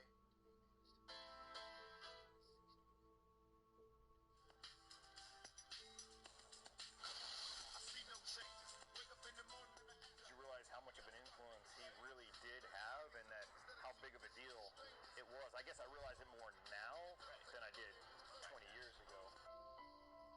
It's just for real, you know what I'm saying? And we running out of the button, you know? So, yo, Tupac was for real. I don't know, it depends on He used to balls, speak you know, the truth. It's got big nuts like me, it's gonna get way harder. It's got little nuts, it's gonna start getting back to a different type of rap, you know what I'm saying? Partying and all of that type, because that's what we talk about when they don't let us talk about what we really want to talk about. So it depends, you can listen to Pac was a prophet to me, and everything he's talking about is actually going on today. You know what I'm saying? So, if what I'm putting in my music is an act of God and he using me as a vessel, what makes me any different from somebody being in church and giving their word? That's real. A line as far as the eye can see as Watch Paul. this.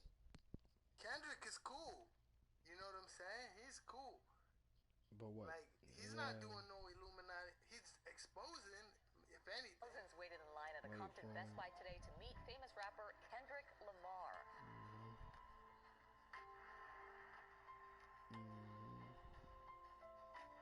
Yeah, that humble hit. Dope. Be humble. Sit down. Kendrick Lamar was born and raised in That's Compton. that He's song known right there, that as his DNA. success has grown to give back to his community. But here it goes.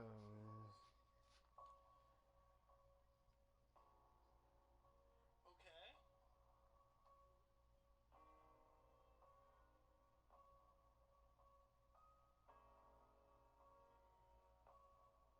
Now, there's been a lot of mixed reviews behind the album. Okay. Some people feel like you're being too preachy.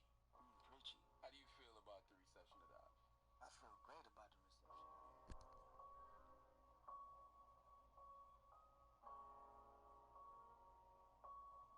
Okay. I'm not reading it out loud. I know you guys could read better than I can. Shit, I can't even read this shit moving so fucking fast. So what's missing from our music and our culture? Let's hear it. God. There's also parts in the album where you So see he's with some God. Lucy. Lucifer. Yeah. He's tripped devil. So you it's trippy. You see both sides of. Yeah, man. It's when I go inside, I may do an after party. I see it all around, man. I may do an after party, and this is how I'll be able to write these records, because it's not just the positive energy that speaks to me, it's the negative too, it's the evils too, and we all have temptations. Yeah. Okay. Because we make our own. But that goes in for our own everybody, day, so not just him. we are who So we he are. said the devil speaks to him as well. But yeah, that goes for everybody. Like right now, I'm sitting here thinking like, yo, yeah, I got some evil stuff going on, even as I speak right now. You know what I'm saying? So it speaks to everybody. Like you too. You probably thinking, yo, Ray, shut up and play the video before I thump that ass. You know, that's evil stuff. But this nigga quote, as in Kendrick Lamar said, God, nobody speaks on it because it's almost in conflict with what's going on in this world, in the world. When you talk about politics and the government and the system. New York Times. Okay. He says what's most impressive about Chance is that he's been able to achieve success without the backing of a major label. And he won not once, but 3 times last night, beating out records by Drake and Kanye West. Yeah, Chance is a dope rapper. What it says, while Chances use his art to openly praise God, Lamar inquivates, always concerned about his own and humanity's standing in the eyes of the Supreme Being.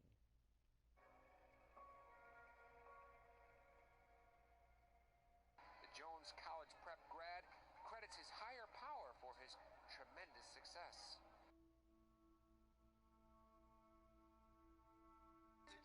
But unlike almost every other artist out there, Chance works for himself. I know people think that independence means you do it by yourself, but independence means freedom. I do it with these folks right here. Glory be to God. I claim the victory in the name of the Lord. Let's go. Okay. He right, congrats. God is moving. That went on to Chance the Rapper from Kendrick Lamar.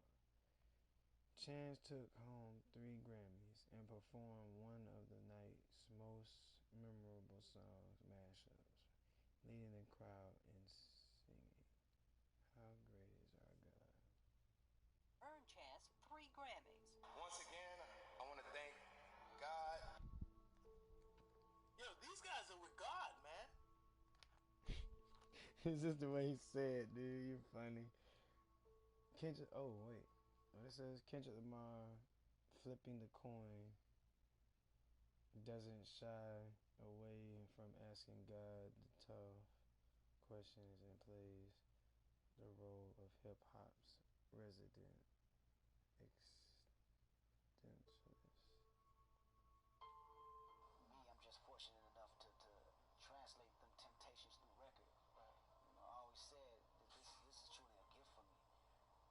Putting these records out. Yeah, I feel like Jason A be reaching sometimes.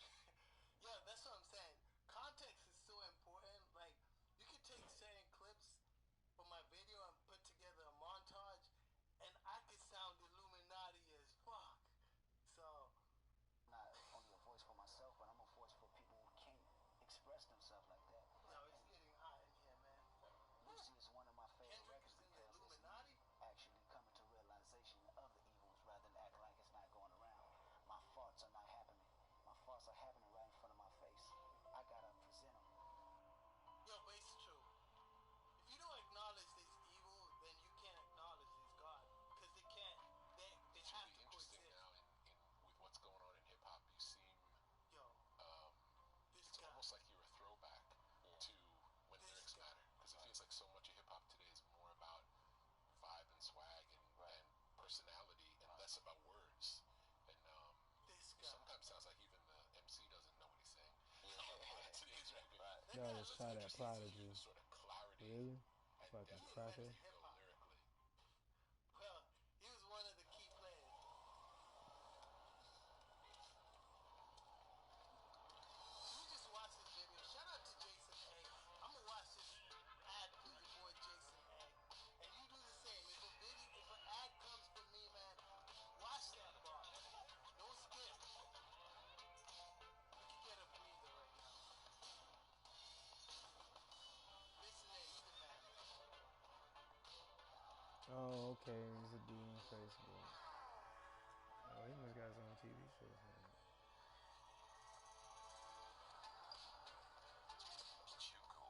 I respect dude. I respect dude for doing that for me. Okay, let's I go. don't know what the hell kind of gun that is. And depth that you go lyrically. The King.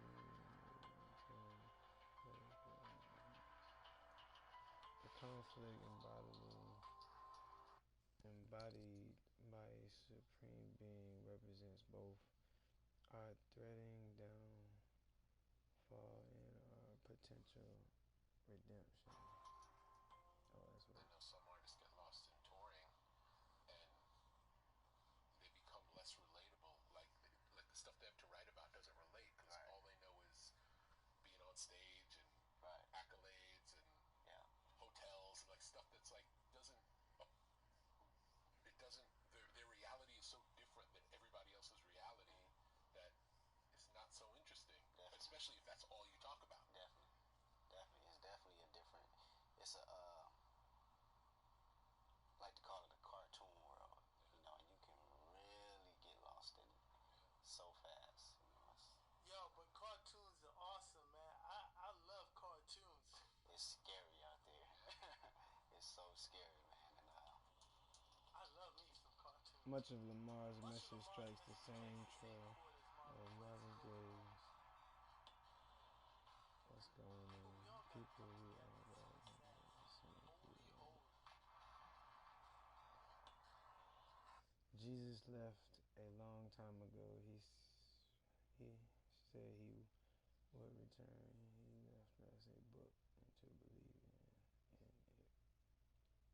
We got a lot to learn.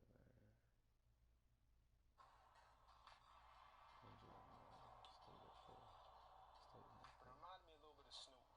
And Murder Was the Case.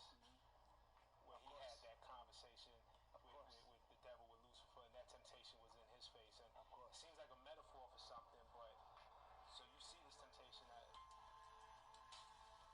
he is the greatest of all time. So Kendrick is just, he is the people's champ. I don't know about all that, but similarity on feel. Lamar's cousin Carl Duckworth speaks frankly about the Lord's arrival and how it relates to worldly events.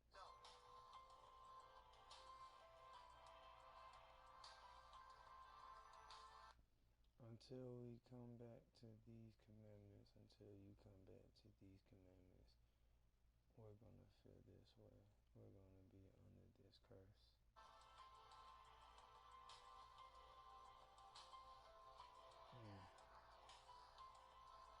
Kendrick Lamar making scenes of his Many people in line drove of his what?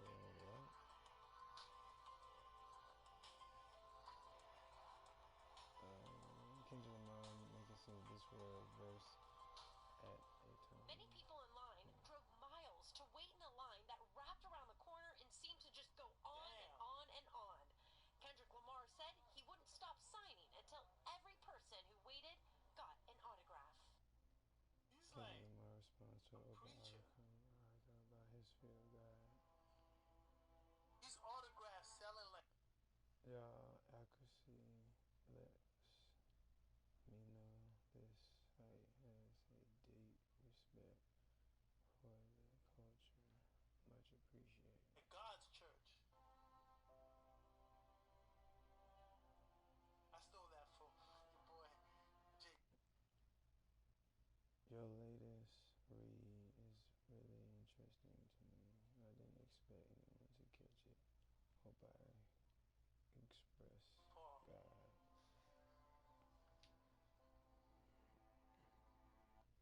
No one wants to hear about karma from the decisions they make. It's a hard truth. We want to hear about hope, salvation, and redemption.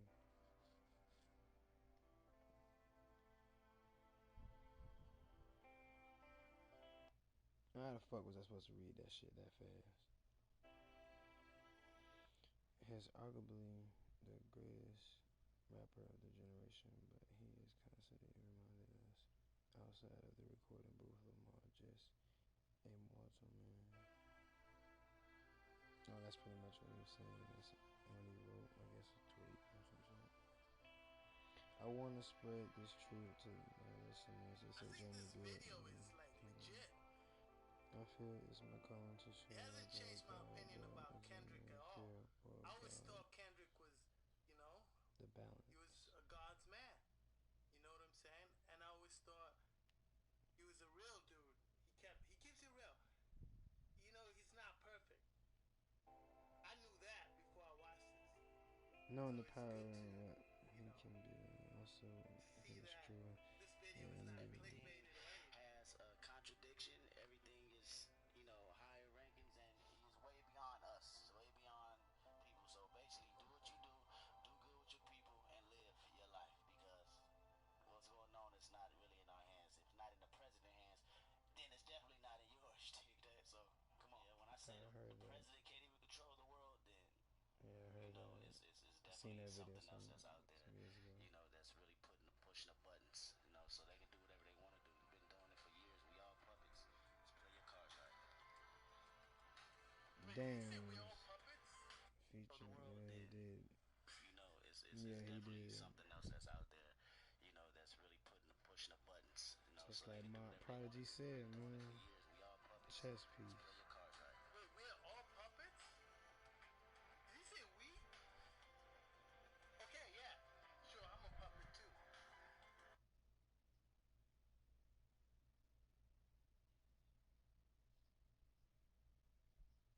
Oh, wow. Carl teaches Lamar about the book of Deuteronomy, which talks of the penalties for breaking the rules of God. Yeah, I read that. Dude, we all puppets. You too. Because you know why The Lord will send on your curses, confusion, and frustration in all that you undertake to do. Puppet, because these bigger things controlling you, like God is controlling you, the devil is controlling you. It depends which one you're giving into at the moment, That reminds me of Just a movie saying. I watched about 2 years. It's always focus on the music. Have passion for the music. Don't let the money and the cars motivate you to doing music. If you stay true to the actual art, to the actual culture,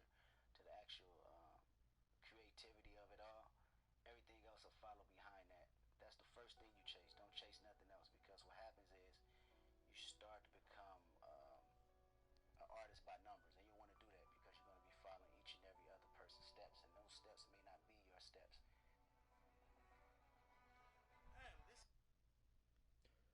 One of Damn's most pigotted songs, Lust, likes list a several weaknesses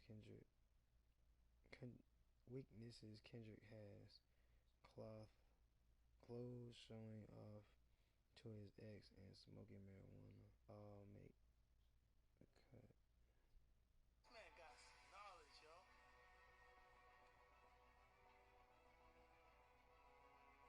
Wait, what are his weaknesses? Damn, nigga.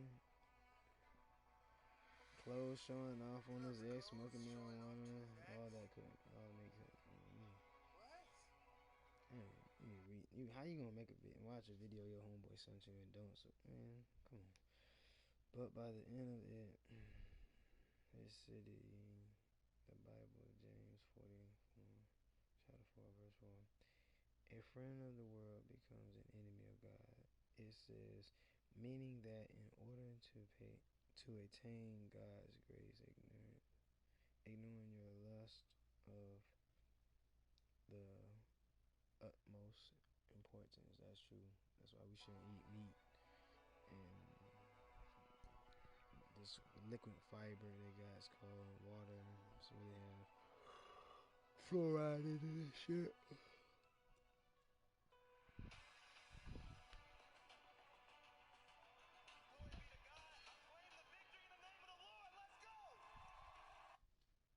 Hey, there you have it, guys.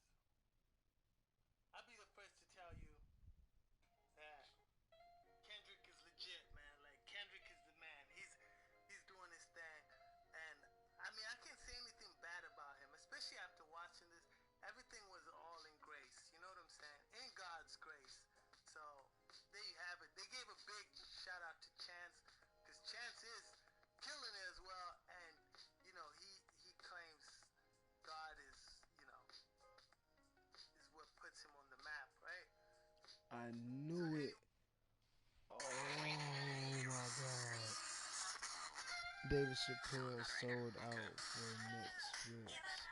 For real. He played in that fucking movie Get Out. I knew it. I wasn't paying attention. I ain't even asked who played in it. I just, I know the other dude looked like the dude from Tyler Perry. What I need you to do is follow directions. No, not TV.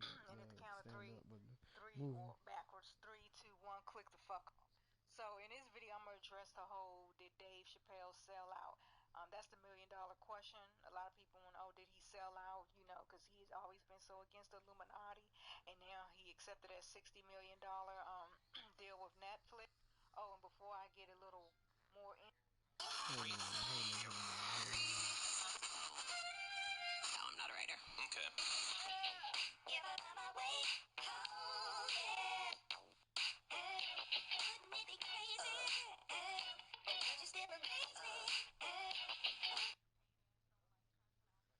Hey, welcome back to The Real Yvonne. I cuss. So if your paid ass don't like cussing, I don't need you jumping in the comment section. What I need you to do is follow directions. And at the count of three, or backwards, 3, 2, 1, click the fuck. So in this video, I'm gonna address the whole did Dave Chappelle sell out? That's the $1,000,000 question. A lot of people want to know, did he sell out? You know, because he's always been so against the Illuminati, and now he accepted that $60 million deal with Netflix. Oh, and before I get a little more into it, understand a lot of people only want to see certain videos from me, but you have to understand, one, this is my channel. Two, it's never been a one subject, you know, one topic type of channel. And three, all the bullshit that's going on right now on YouTube, like I said, I'm gonna have to stick with certain topics on my Patreon, which there will be a new video up on my Patreon on Wednesday. If you're interested in checking it out, link be in the description box, so you can go ahead, sign up for as minimum as $1 a month, and then you will have access to exclusive content, videos over there that you will not see over here. Okay? So anyway, let me get on. So with Dave Chappelle, a lot of us, we know him from, you know, his days with the Dave Chappelle show on a Comedy Central, you know, all his funny skits and stuff like that. Yeah. I love that show. It was hilarious, and he poke fun at everybody, so he was no discriminator there. But like I said, yeah. So, but of course he started out stand up, just a stand up comedian.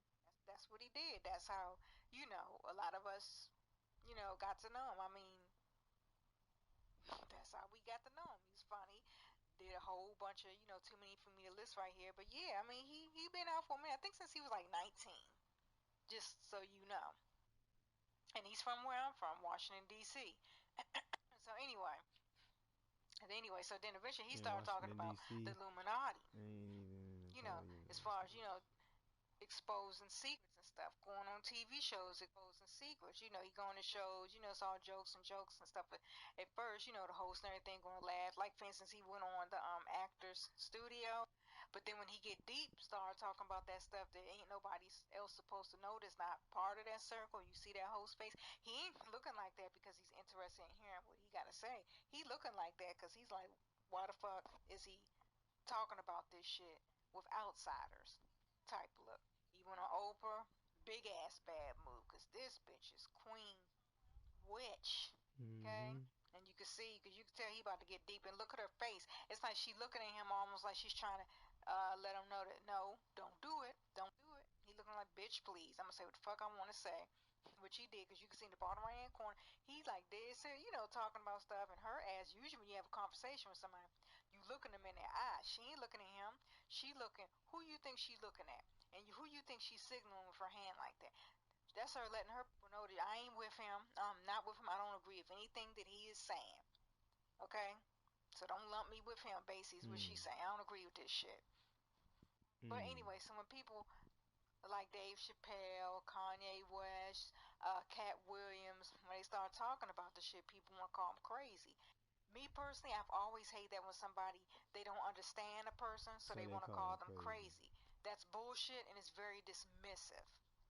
I don't like that. And do you like that? I don't like that. Just because you don't understand somebody, then you gonna fucking call them crazy?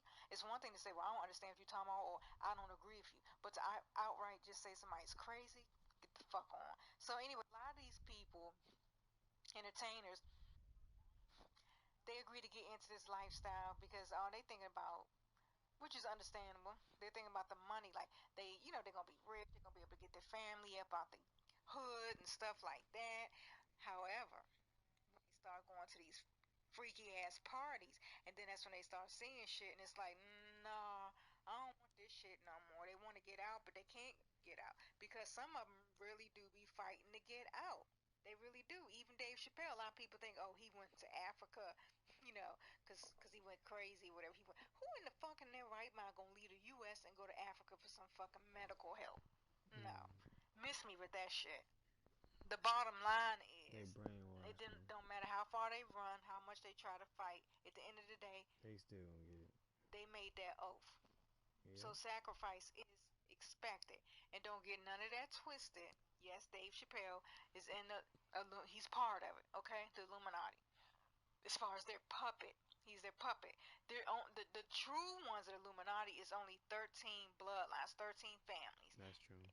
Okay, so no, not every white rich person. They're like, no, you got to be part of the 13 families. Okay, that's another video. So anyway, some of them do sacrifice. It's unfortunate, like Kanye West, and yes, he sacrificed his mother. He even said it. I forgot where he was at, but it's on audio. Matter of fact, you can look that up on YouTube. He said it in I've seen the videos on there where he does say how he sacrificed his mom for this life, and that's fucked up. And that shit fucks with him to this day. Good. I don't feel bad for him at all, cause that's fucked up. Because now look how they're doing you. You think you can get out, you can't. So a lot of people thinking that, oh, Dave Chappelle came back because he broke or whatever. Nah, motherfucker, it don't work that way. He ain't come back because he's broke. They let him have his little time off, but the shit, there is no getting out. You're gonna be killed out, but there's no you walking away from that shit. It don't work that way. So mind control, that's the big secret because you best believe they got this motherfucker under some serious mind control now. They not gonna have no more of him going around talking about the Illuminati and their secrets. I bet you he won't. I bet you he won't unless he break free of that MK Ultra again, because we all seen. We do know though it breaks down the programs. But for now, no, they got a grip on his ass. There's a quote from Michael Jackson. He said, most of the time, Disney will tell the parents to abuse the children in some way, shape, or form, as is done with all Monarch programming victims. And that is so true. Disney is. We all know that. That's a fucking fact. MK control, MK mind control. They get these kids. I mean, and it's so sad that the parents are so money hungry that they allow their children to just be sold for money. They sell the kids out for money, and it's sad. It's ridiculous. And I just hope more people speak out against this. I mean, I know people are, oh, nothing never could be done. I mean, but that doesn't mean we supposed to just sit with our fucking heads and it's, are you an ostrich? Because I'm not. Anyways, so a lot of them, their spouse, for example, is their handler because you need a handler, the person to keep them in control, say them trigger words or whatever like that to, keep them in line. Everybody know that Katy Perry, her handler was her ex-husband. Jay-Z is Beyonce's handler. I mean, that's fucking obvious. Just look at this picture, for example. Bitch in a trance. I don't give a fuck nobody saying. I'm sick of seeing stuff people say, oh, she was just bored at the game. That is not the look of boredom, dumbass. So I know people are like, well, what about Dave Chappelle? Well, who's his handler then? I don't know this for sure. I'm just speculating, okay? It could be his wife. Why do I say that? Well, for fucking one, no one knows shit about her. Her early life and information on her family is not available. All we know is she is from Brooklyn, New York. She's of Filipino descent. But her early life and information on her family is not available.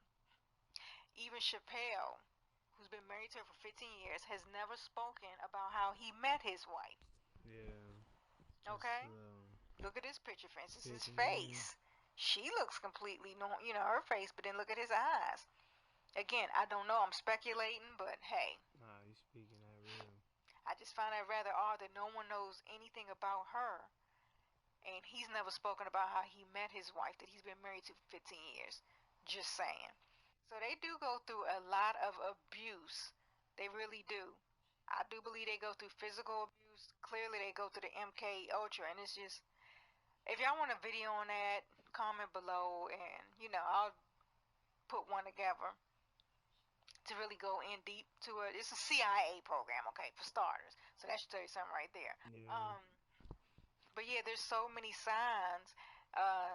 But people just choose to ignore. People think, oh, it's fashion. Bullshit. Why everybody gotta have butterflies in their picture? Or why everybody gotta do the one eye symbolism? Give me a fucking break. And then some of them do obvious in your face, letting you know, like Rihanna's famous for that, for wearing certain clothing that, like I seen one, she had a t-shirt and it said sex kitten. Like this shirt right here, it's upside down, mind control. I mean, a lot of the stuff that they do is in our face, but they know majority of the public is asleep. So they're going to ignore it or just write it off as, oh, that's just fashion. It doesn't mean anything. Oh, stop being so deep. I hate that when people say to me, oh, you just thinking, looking too much into it. Well, motherfucker, I'm sorry. I choose to question shit that makes no fucking sense. And music videos is famous for this shit. I forgot which video this is with Nicki Minaj. First of all, you can see her ass is possessed. The bitch has done interviews even saying that she's possessed by demons. I mean, even Beyonce spoken about being possessed right before she walks on stage. I mean, y'all can't dismiss all that as, oh, they just saying that. No, everybody's not just Throughout history. saying it. You see these it's upside down mind control. I mean, a lot of stuff that they do is in our face, but they know majority of the public is asleep, so they're gonna ignore it or just write it off as, oh, that's just fashion. It doesn't mean anything. Oh, stop being so deep. I hate that when people say to me, oh, you just thinking, looking too much into it. Well, motherfucker, I'm sorry. I choose to question shit that makes no fucking sense. And music videos is famous for this shit. I forgot which video this is with Nicki Minaj. First of all, you can see her ass is possessed. The bitch has done interviews even saying that she's possessed by demons.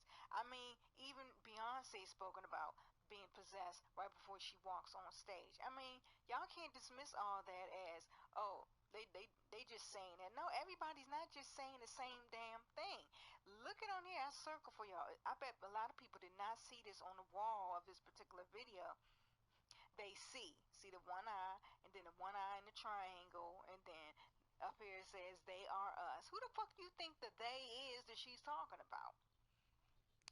When you see the cages, mind control, that's letting you know they are under mind control.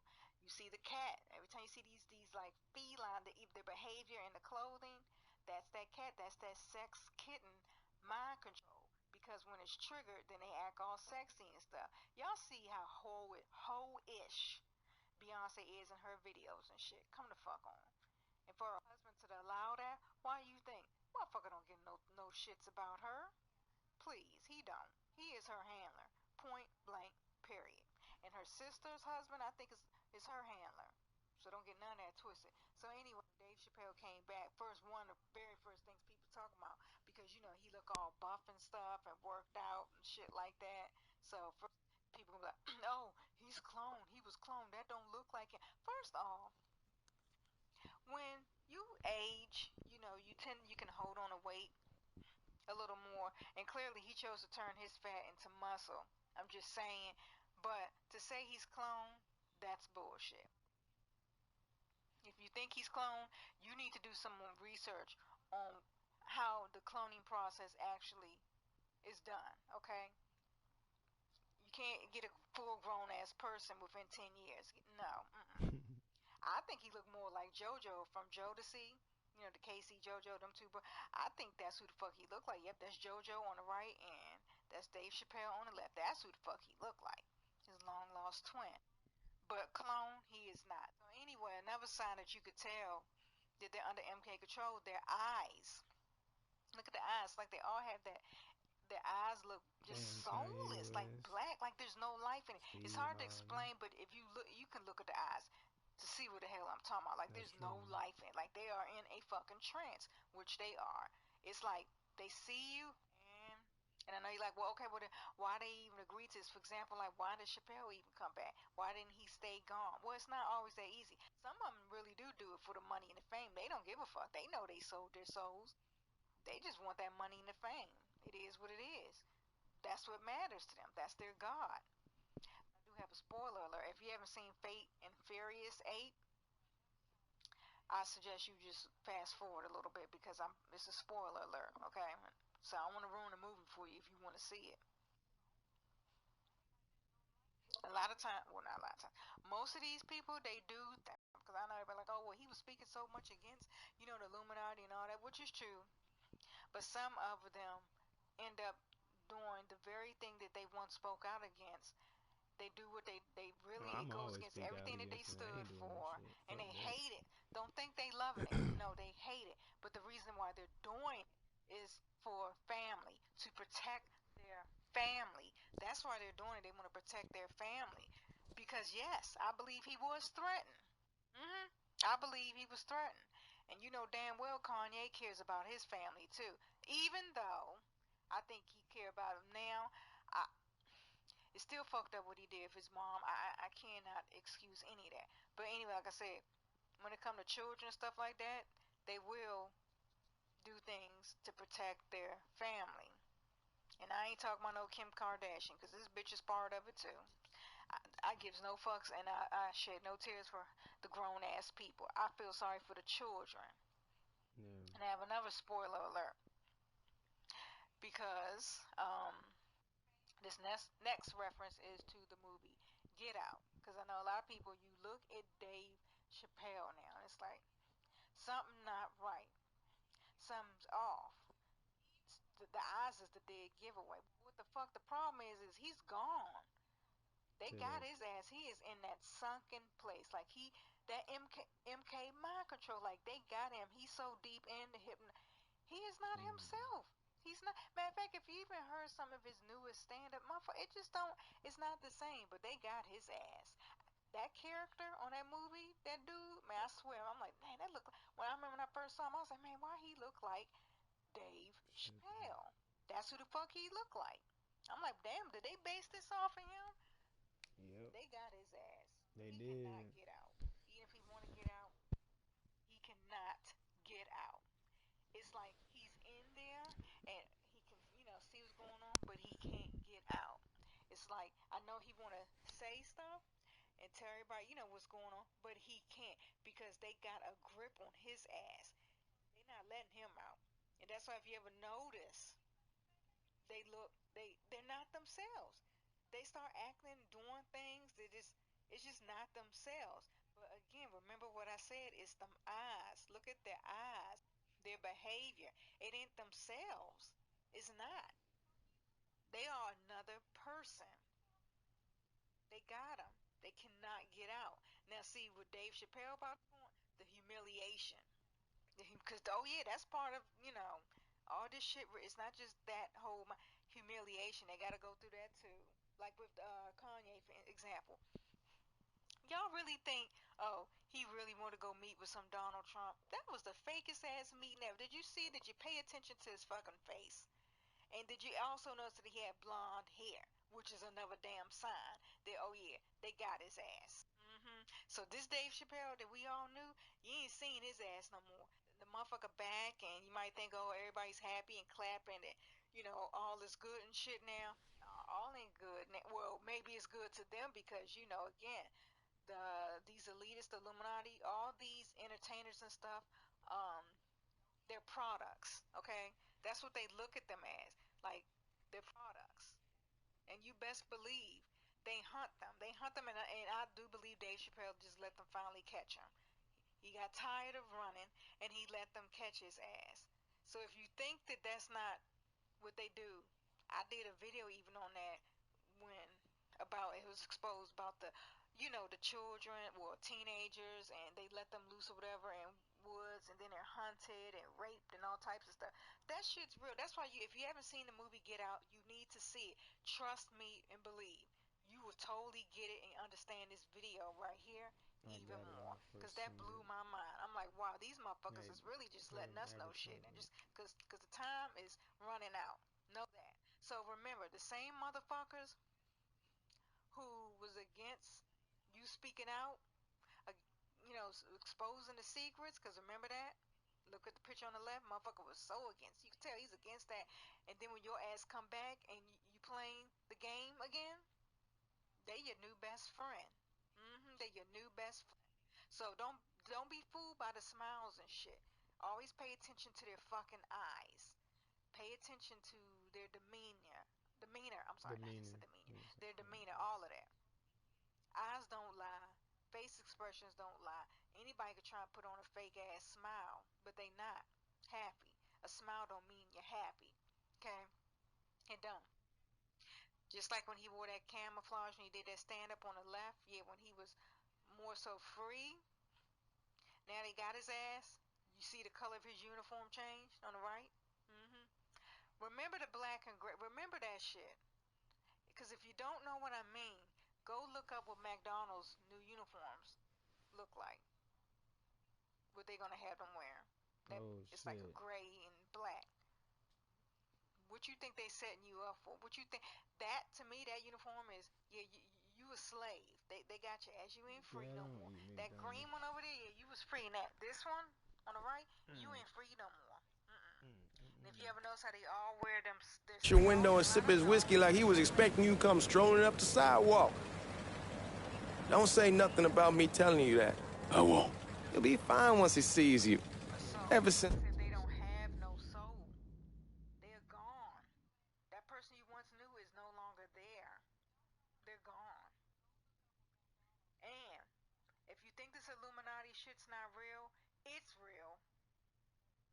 Even the Simpsons knew that Trump was going to be elected. I'm sorry, selected. Just pay attention to this picture from 2000 from the Simpsons. Look at what I circled at the top. Paid. Y'all need to wake the fuck up. Yes, Dave Chappelle sold out. And what I mean sold out, he did like they all do. They sold their soul. They signed it over. They signed it over. See, a lot of them just didn't realize what the fuck they were signing at the time. And then they thought once they was waking up, oh, I can get out. No, but you can't get out. It was too late. They can't get out. Remember how he spoke against how they always put the men in dresses and stuff? Like how he would never do that shit? Look out for that. What you think that ain't gonna happen next? I bet you when you see him in a damn dress, you you're gonna come back to this video and be like, shit, yep, he sold the fuck out. So go ahead and comment below your thoughts on it, but just, keep it respectful. I don't need nobody calling nobody names and shit like that. You definitely ain't gonna be calling me no names, because your ass comment and you gonna get blocked, okay? I don't play that shit. So anyway, thank y'all for watching this video. Thumbs it up if you liked it. Share it. Subscribe if you're new here. I would love to have you. And I mean, it's a subscriber, not have you. But anyway, so thank y'all. I appreciate you all who continue to support me. And if just check. Let me see what this one. I think I seen this one. A lot of people are scared to, face their own fears and, look themselves in the eye because they don't want to see the real. But you got to do that every morning to know who you really are and not be jaded. The description box if you want to know other ways to support my channel, because what's this? Horse riding, archery, but like I Caroline, right here. One question, please. One question. My days off. Please. I mean, I'm right here.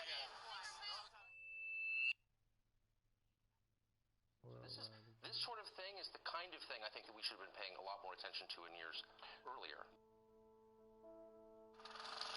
Genetics. What could it be? And it also allows people in colleges, professors in colleges, to do things like, I don't know, redefine the biological reality of gender and pretend it doesn't exist. This has long-term ramifications that I don't think we're thinking through. And most people sort of in our world are like, it's crazy, but it'll go away. It won't go away. If your children grow up learning that there's no actual distinction between men and women, what does that mean long-term? The hips on the drag. A drag diva duo known as the Shear Sisters will be reading to the kids on June 19th as part of the library celebrating LGBT Pride Month. Library story time for little kids, not exactly where you'd expect to find controversy, but a plan to have drag queens tell stories at a Cherry Hill library has people talking. This one is called Worm Loves Worm. Talking, singing, and reading. We can both be grooms. To an audience of preschoolers, toddlers, and their caregivers. Well, story time at the Millennium Library today was led by drag queens. These words make her little sister very sad, and she starts to cry. That is so not nice. So when the head of a prestigious North London school announced this week that he's consulting pupils and parents about a gender-neutral uniform, allowing all pupils to choose trousers or skirts, it sounded like progress to me. In fact, it's a national thing. Who wants to be a drag queen when they grow up? But yeah, this is sort of a new thing that's happening, popping up in public libraries across the Fruited Plain, and it's actually happening in my neighborhood library in Brooklyn. But we all benefit from living in a society which leaves behind the oppressive, strict gender norms of the past and recognizes that gender can be fluid and ever-changing.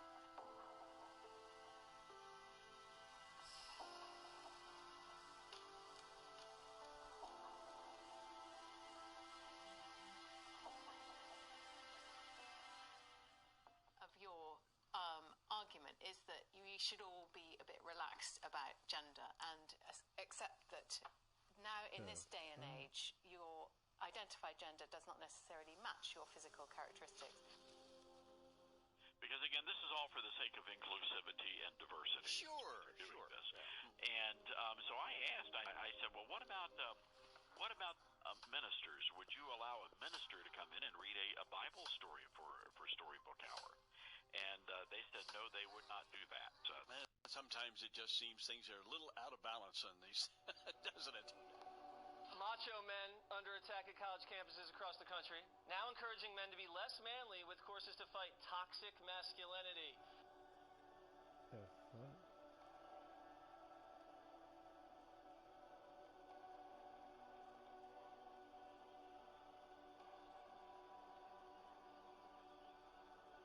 Fuck you, man. On a day meant to honor our fallen heroes, one website, Vox.com, instead was smearing our Marines as fraternity members with a toxic masculinity problem.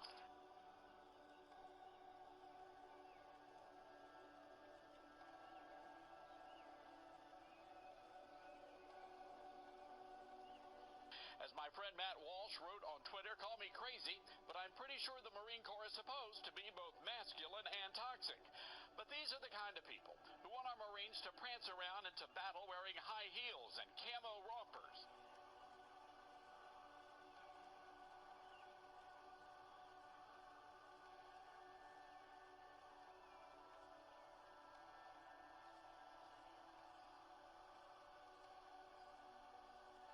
Idaho, it is 5:26. You're taking a live look at Boise from the Red Lion Hotel. Rompers have become a staple in women's fashion. The cute one-piece outfit, one of my favorites. But what about rompers for men? No. These images and video of grown men in the patterned onesies are blowing up social media. It's a one-piece garment like women and babies wear. Men, why would you ever want to engage in this is ridiculous. What? The baby version. What grown man's gonna wear this? You wear that out in public? Public. Okay. Stuart Ledbetter joins us with a look at what else is ahead in the next half hour. Hi, Stu. I still can't get over that Romkin thing. It's just wrong.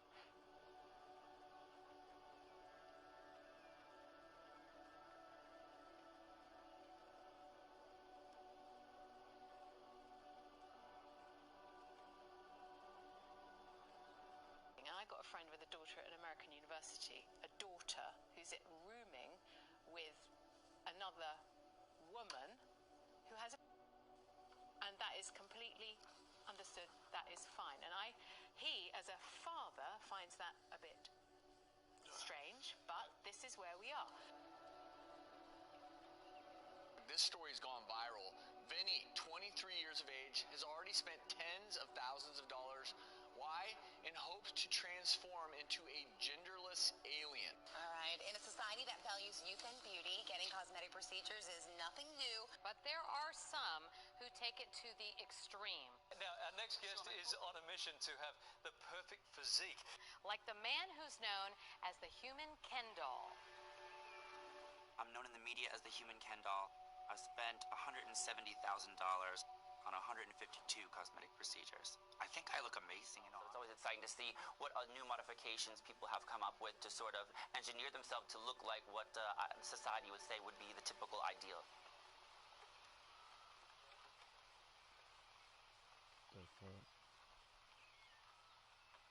You look very different, so we have to ask why you've done it.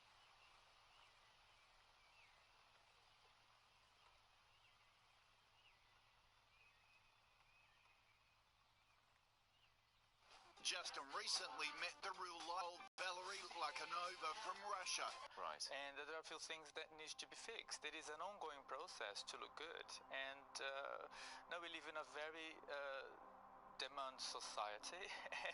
And I'd like to be the best that I can possibly, my body can allow me to be. Just the availability and the control to be able to manipulate my body and change it, to sculpt it, I guess, became a form of art for me. Okay. So we have a lot of fun kind of working through our binary categories. So welcome to my world, where nothing makes sense anymore. So this is the subject now. There are 650,000 transgender people in this country. That accounts for 1% of the population. Of that 1%, the minutest amount of number are children. And to change our schools, to change the landscape of this country for a handful of people when there is no proof that we need to do that, I find astonishing. And people are using this as an identifier. As much as you might call yourself a man or a woman, kids are saying I'm agender. Let kids develop. Let them leave them to their own devices and let them be what they need to be. I think this is terrifying. I think it's dangerous because we could be pushing kids into a gender corridor where they're told it doesn't matter whether you're a man or woman. It doesn't matter what. Before I bring the rest of you in. The other thing that's kind of fun about this field is it is the most deconstructionist thing I've ever run into. If you want a field where it's just, you're never going to get your head wrapped around everything, this is it. More into a gender non-binary. So you want to be sexless? Yeah, I looked into removing my genitals completely with different doctors, like a sexual on assignment. People are curious. People want to know what's going on. When somebody is assigned male, and that's the way the lingo works in my world, you are assigned a sex at birth. When you're assigned male at birth, but you grow up, And this is not what we're thinking of as male. But my concern is the extraordinary increase in figures that the attitude that people like you perhaps, without realising, are fostering. So let me run you through some of the figures. The number of under 18s referred to that service in 2016 to 2017 was 2016. Okay? The number of under 18s referred in 2009-2010 was 97. Now, although I'm quite good at maths, I haven't got Diane Abbott here with me to work out what percentage that is, but that's quite an uptick. Okay, so here we are now watching development collide with something, you know, when we see adults, we sort of, I think to some extent we go, okay, that's okay, you can do what you want, even if I'm uncomfortable, it's still you, you're all grown up, whatever. What about a 12-year-old? Now back it up, what about an 8-year-old? Here's the breakdown. 21 for 2016-2017, 21 were 5-year-olds, 9 were 4-year-olds, and 1 was a 3-year-old. I'm going to keep backing it up. I have children as young as 3 that come into my office with their families, where the family question is, Junior here is saying that they are a gender that I don't think of them as. What should I do? 3. So we need you, but when you have a 3-year-old embarking on possibly gender identity issues, well, you're a mum, I mean, it is utter coppers, to choose an unfortunate word. It is utterly wrong. I've already. This is different. You go through gender assignment, reassignment. I mean, removing your Adam's apple, feminizing your face, or making it more masculine. Removing breasts, adding breasts, genitalia. But when you get into removing nipples and belly buttons, that's sort of. And trying to remove any genitalia at all, it's such a. This is different. You know, that's the part of the reason why you'll see my topic area here says gender re/evolution, because for me this is, are we talking about evolution? Are we talking about a revolution? What is this? 97 to 2000. Is that because it wasn't acceptable to be referred, and it is now? Or is it because actually somehow we've put another phenomenon into society and said, yeah, this is okay? Yeah. But this is like brain-busting material for a lot of us, because this is not how we understand the world, and so it is a huge shift. Remember, sex is usually between your legs. Gender is between your ears, right? Amen. It's rooted in the brain. Yes, thank you. But the brain is also very, very complex, and we have to see what is this really about. And now we know that we can actually do what's called gene drive. But if you're messing with bacteria, if you're messing with rapidly reproducing microorganisms or even insects and so on, why, you could totally alter evolution now and do it in one generation. In one generation, or certainly in a matter of weeks to months or years, depending on if you release it into nature. And completely destroy natural processes and food chains and other things as well. Some call this directed evolution.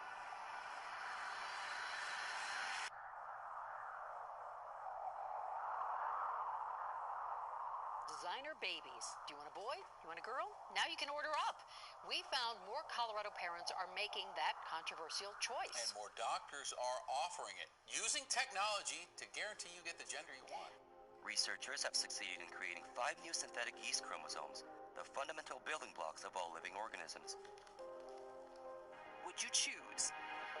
No, not in a million years. Yes, I would have had a boy first. No, I think that you should kind of let nature take its course. But more parents are manipulating Mother Nature, effectively buying the sex of the baby they want. Although this type of sex selection is not legal in many countries, Canada, Australia, China, in the United States, it's not even regulated. Does this allow you to buy a daughter? Yes, I think the answer to that is yes. But in California, Dr. Steinberg says he already offers eye color choice investigationally. We see gender selection as the very, very base of the science behind genetic selectivity, genetic screening, genetic purification. That makes a lot of people wonder if choosing a boy or a girl is a slippery slope. I don't know if we should be making decisions that maybe we weren't meant to make. What do you think about MTV giving awards to people? That's Mama Hell, you know how he gets.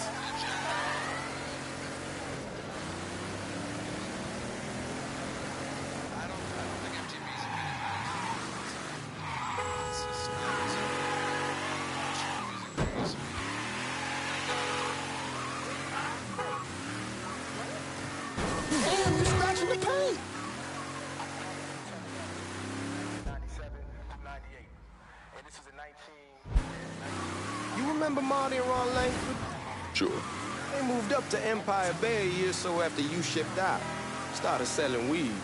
They call and ask me, hey, man, be careful. Anyway, they call and ask me if I want something. I say, sure. Free money as far as I'm concerned.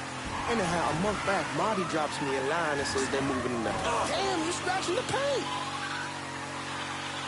Where was I? Anyhow, a month back, Marty drops me a line that says they're moving into heroin, that they're looking for a partner down around these parks. Hey, man, be careful.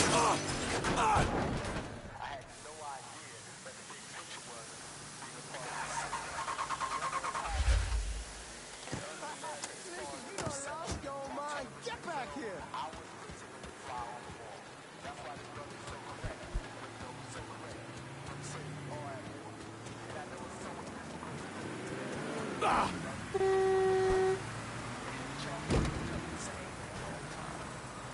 Sorry, I gotta borrow this. Shoot.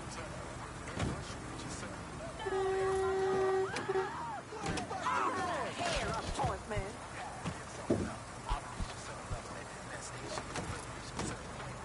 This isn't right. Where the fuck you going?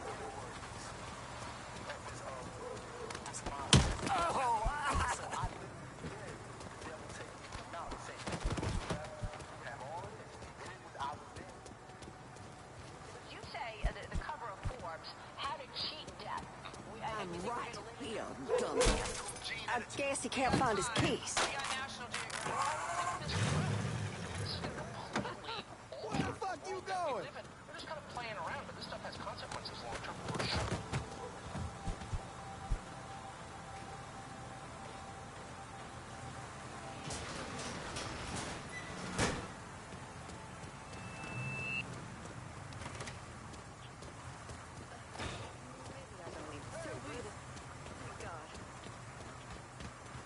You're gonna get run over.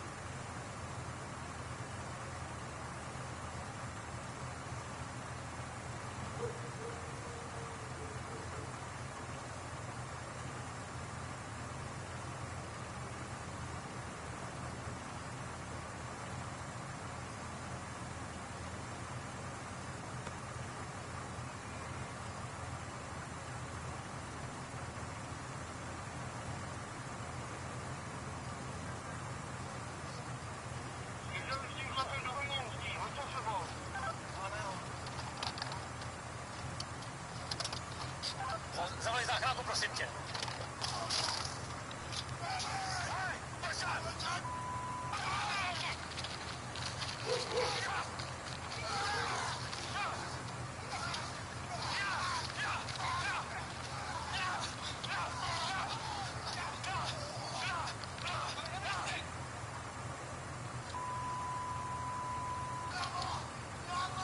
Don't even look at me, boy.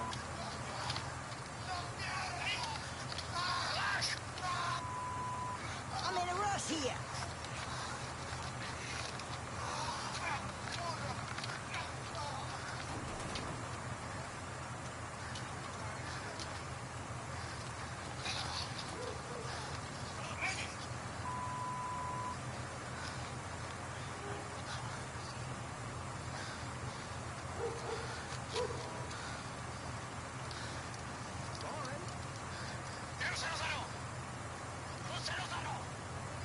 Welcome to Earth, dipshit.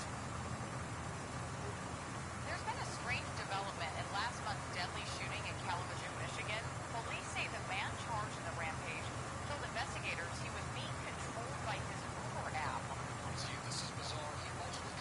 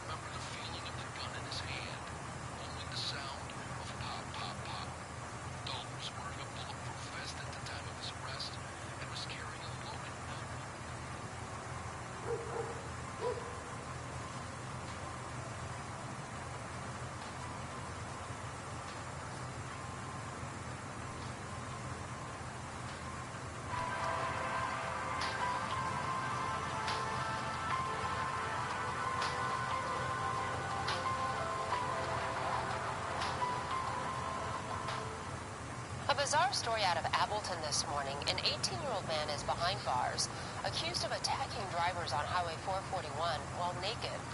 Hey, good evening. About a naked man walking along a highway in Appleton. He not only slowed traffic, police say he attacked those who tried to help. This is just a very odd set of circumstances that we have this morning. Drivers reported seeing a naked man walking on the side of the road, causing a distraction for motorists. There were multiple 911 calls. Sergeant David Lund says before officers arrived on scene, the 18-year-old man attacked a woman who pulled over to see if he was okay. Well, she was stopped, being charged at her vehicle, and was somehow able to get her driver's door open, punched her repeatedly, and unknown exactly what the specific drug may have been. When officers arrived on scene, the man started yelling at police to shoot him. Because of the way he was acting, because of his lack of cooperation, he did end up being tased. They say they're still trying to figure out how he got on the highway in the first place. There was no other vehicle that they found close by, any other clothing nearby, so they're really wondering where exactly he initially came from. It shows the moment an accused killer came crashing through a fence, smashing into a 7-Eleven. That's where he reportedly fought with customers and police before finally being taken into custody. It gives me chills. It gives me chills, and it makes me feel more comfortable that I stayed inside with my dog. When the car went through the fence, it bent some of the rods and pushed the whole thing to the other side of the road. Not even a mile away, the escape ended. He crashed into this 7-Eleven, hitting the building so hard, ceiling tiles fell down. The guy somehow got out of the car, bloody and naked, and when someone tried to help him, he attacked. It took at least 4 officers to pin this guy down, spreading blood on the sidewalk and police. But some heard the victim crying out. About 5 minutes of a screaming, yelling. It stopped for a few minutes, and then horrifying screaming. Man is recovering at Carilion Hospital tonight after causing quite a stir yesterday afternoon. Yeah, he was seen running naked at the intersection of Orange Avenue and Hollins Road, holding up traffic there just before 5 o'clock. What else do we know about this? I mean, how long was he out there? Where did he come from? Is he going to be charged with public nudity or something similar? We don't have naked guys running around Roanoke. Right, John. Well, police do tell me there's a possibility he may be facing more charges related to this incident in addition to those 2 warrants. But as for the other questions, I mean, police have not provided us with any answers at this point about how this man ended up naked in the middle of Orange Avenue on a Tuesday afternoon in the downtown Roanoke. So obviously a lot of questions still to be. New at 5, a very dangerous and bizarre scene played out in Murfreesboro over the weekend. Yeah, a naked man leads police on a foot pursuit while waving a gun and then firing shots. Police say this is the type of gun the man was using, a Smith & Wesson 45 caliber semi-automatic pistol. They say when a supervisor who's also with the SWAT team noticed that the slide was back and the chamber may have been empty, that's when officers made their move. They were able to utilize a taser and pepper spray. Each had minimal effect on this individual. He was not feeling pain and was incredibly aggressive in resisting the officer's commands.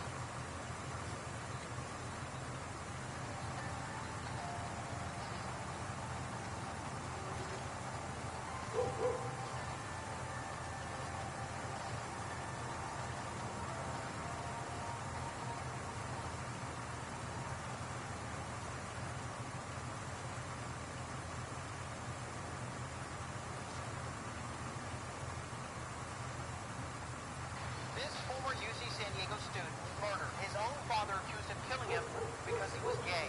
Said News just confirmed the local ties to this national case. This is, in fact, 38-year-old Amir Isa. He was found killed at his North Hills home, that's in Los Angeles. Mom also dead inside the home. Father arrested for his murder. I cannot imagine what goes through the mind of someone that would take their own child's life.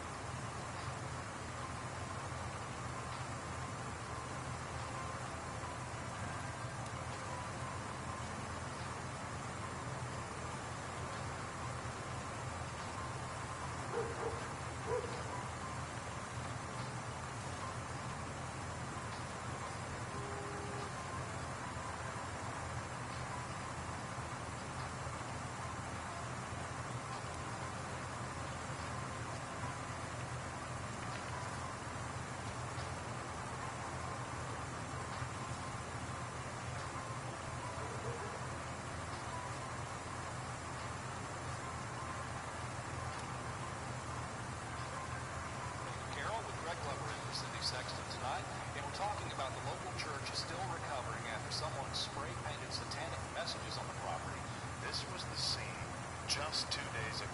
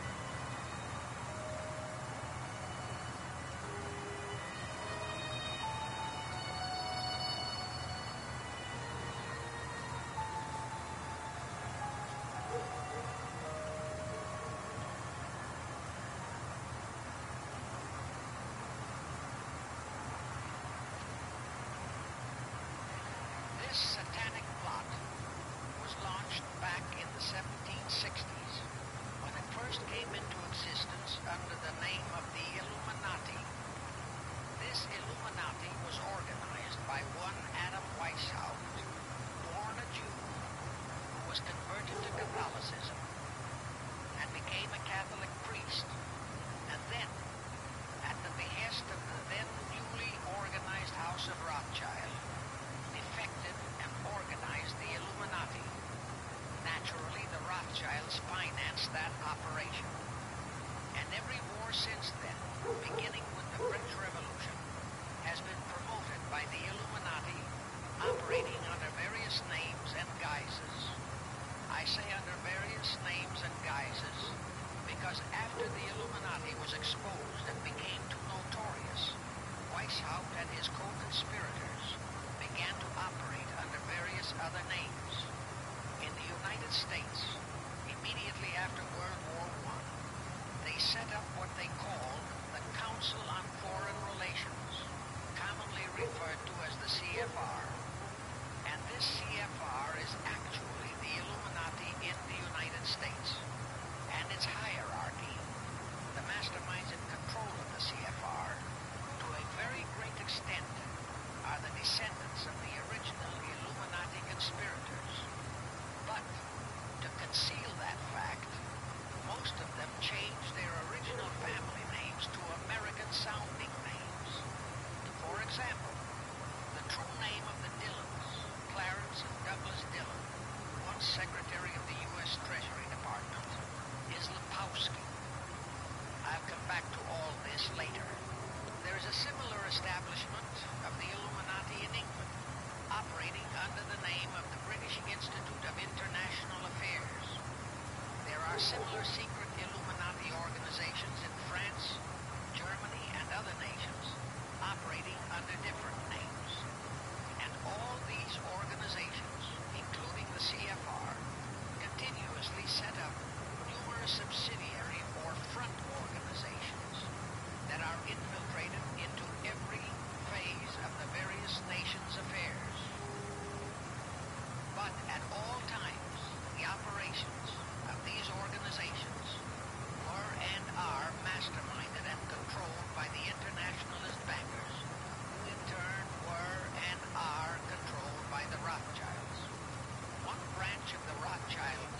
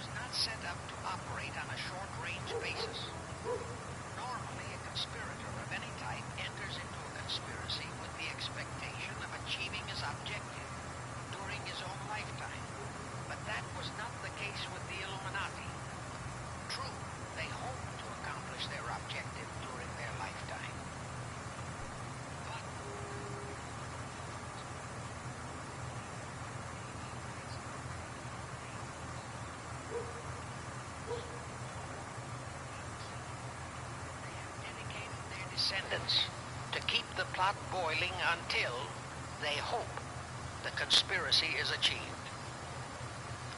Now let's go back to the birth of the Illuminati.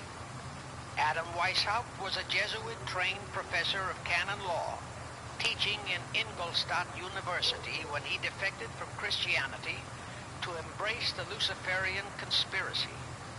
It was in 1770 that the professional moneylenders, the then recently organized House of Rothschild, retained him to revise and modernize the age-old protocols of Zionism, which from the outset was designed to give the synagogue of Satan, so named by Jesus Christ, ultimate world domination, so they could impose the Luciferian ideology upon what would remain of the human race after the final social cataclysm by use of satanic despotism.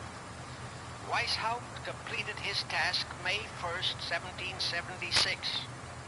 Now you know why May 1 is the great day with all communist nations to this very day. That was the day, May 1, 1776, that Weishaupt completed his plan and officially organized the Illuminati to put the plan into execution. That plan required the destruction of all existing governments and religions. That objective was to be reached by dividing the masses of people whom he, Weishaupt, termed Goyim, or human cattle, into opposing camps in ever-increasing numbers on political, social, economic, and other issues. The very conditions we have in our country today. The opposing sides were then to be armed and incidents provided which would cause them to fight and weaken themselves and gradually destroy national governments and religious institutions. Again I say, the very conditions in the world today. Now, just why did the conspirators choose the word Illuminati for their satanic organization? Weishaupt himself said that the word is derived from Lucifer and means holders of the light, using the lie that his objective was to bring about a one-world government to enable those with mental ability to govern the world and prevent all wars in the future. In short, using the word peace on earth as his bait, exactly as that same bait, peace, was used by the 1945 conspirators to foist the United Nations on us. Weishaupt, financed, I repeat, by the Rothschilds, recruited some 2,000 paid followers. These included the most intelligent men in the fields of arts and letters, education, the sciences, finance, and industry. He then established lodges of the Grand Orient, Masonic lodges, to be their secret headquarters. And I again repeat that in all of this, he was acting under orders from the House of Rothschild. The main features of the Weishaupt plan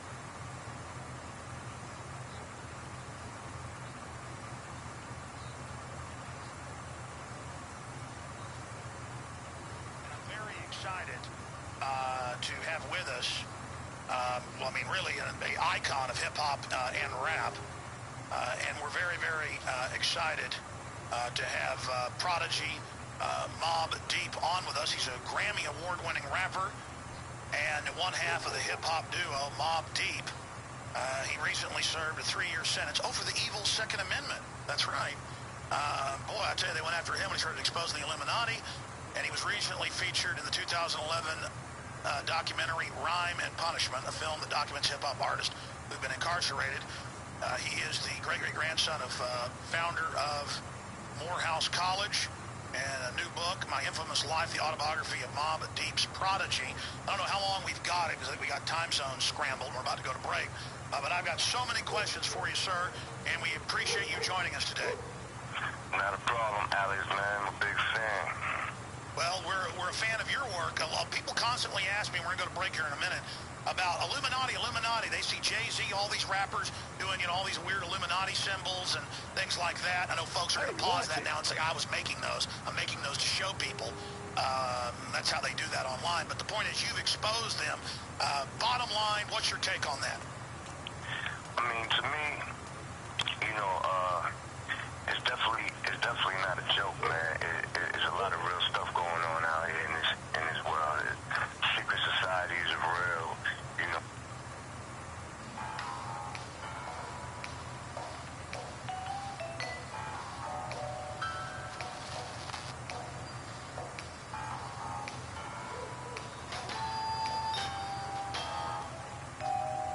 Hello, Spy Kitten here with another eye-opening expose. In today's video, I will be exposing Lady Gaga's brand new music video called A Perfect Illusion. Who said you could leave the holler? So let's get to it, because there's much more to this satanic music video than meets the eye.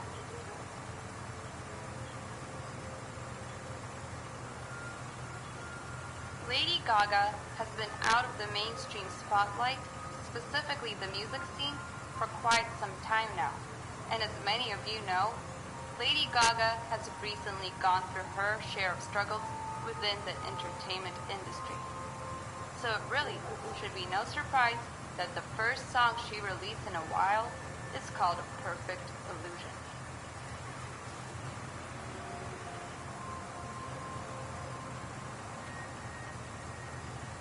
This song is a very detailed account of what happened to Lady Gaga after she got famous, and it evidently explains why she decided to take time off from making new music. This video is clearly stating that the entertainment industry is in fact the perfect illusion, and that it was not at all what she originally signed up for.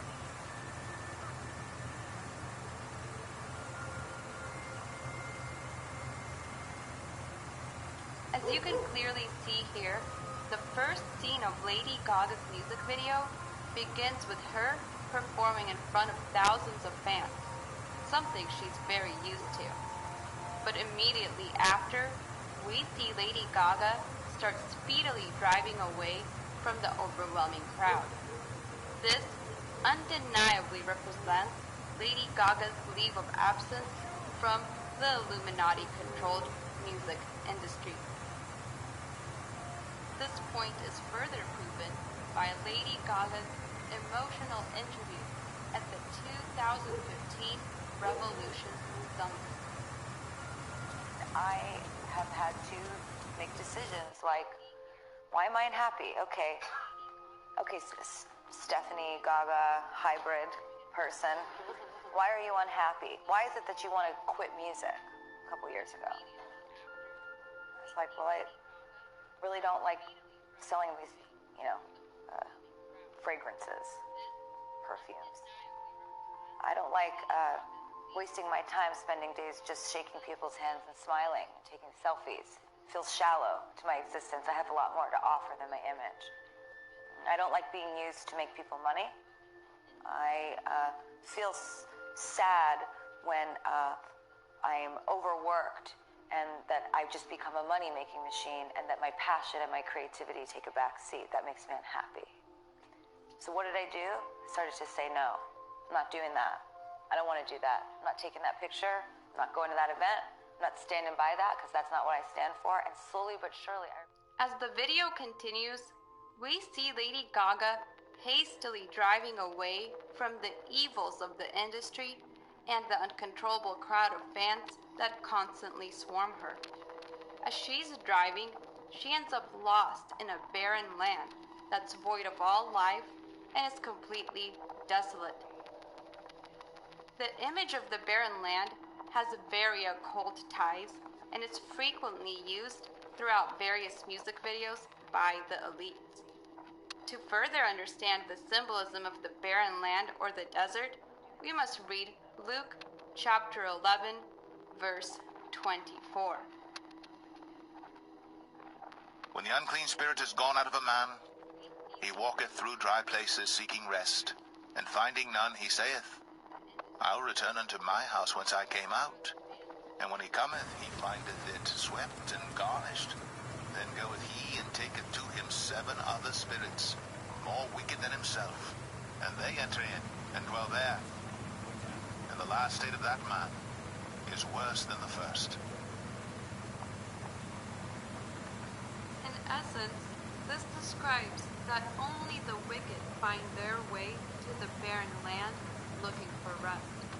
That journey never ends successfully. Unmistakably, Lady Gaga reveals to many that she is being possessed and tortured by demons and unclean spirits due to her occult ties with the Illuminati music industry. Once again, this is further proven by Lady Gaga herself. I had this dream quite recently that was so terrifying, so morbid and terrifying, and I called Deepak Chopra, who I work with, and I was telling him my dream, terrified, that the devil, and the dream was so terrifying, I thought somehow a devil force was trying to take hold of me, a darkness. I guess I see devil and darkness. Same thing. Lady Gaga's former assistant, Jennifer O'Neill, sued the singer for $400,000 in unpaid overtime. Now, explosive details about Mama Monster's demands are out. Jennifer claims that Gaga would make her sleep in the same bed with her every night because the singer didn't like to sleep alone. Consequently, the assistant is bitter, and she claims that she never had her own room, didn't have privacy, and didn't even have a chance to make private phone calls. Undoubtedly, this is the reason we see Lady Gaga in the desert trying to seek rest from her tumultuous relationship with Satan and fame, though she finds none. He bringeth out those which are bound with chains, but the rebellious dwell in a dry land. Hey guys, welcome back to Clever Music. I'm Bridget Daly in Hollywood with a bizarre Gaga update. She's apparently having some wicked night terrors. Now, sources say Gaga's been having a recurring nightmare about the devil. Now, Gaga explained the dream is about a phantom taking her into a room where there's a blonde girl with ropes tied to her limbs, pulling her apart. How creepy is that? Well, we certainly hope it's getting better. We'd be scared to fall asleep if we were Gaga. What do you guys think she needs to do to stop these night terrors for good? Comment below and make sure to subscribe to Clever.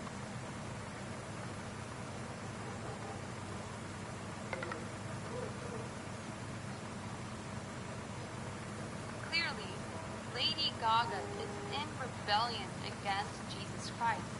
Hence, why the video revolves around the symbolism of the dry land. Lady Gaga is being portrayed as a rebel who walks with the original rebel, Satan. And because Lady Gaga is in rebellion, she has opened herself up to demonic possession and entities that can never leave her alone. Hence, why the next scene shows her back in the limelight, performing in front of the same fans that she tried to escape from.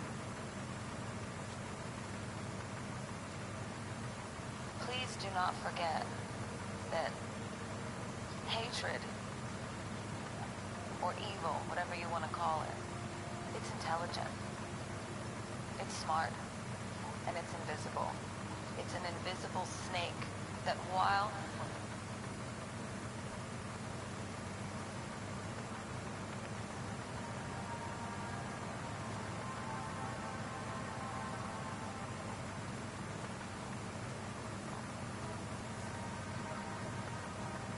our movement is about replacing a failed and corrupt political establishment with a new government controlled by you, the American people. The Washington establishment and the financial and media corporations that fund it exist for only one reason: to protect and enrich itself. The establishment has trillions of dollars at stake in this election. For those who control the levers of power in Washington, and for the global special interest. They partner with these people that don't have your good in mind. Our campaign represents a true existential threat like they haven't seen before. This is not simply another four-year election. This is a crossroads in the history of our civilization that will determine whether or not we, the people, reclaim control over our government. The political establishment that is trying to stop us is the same group.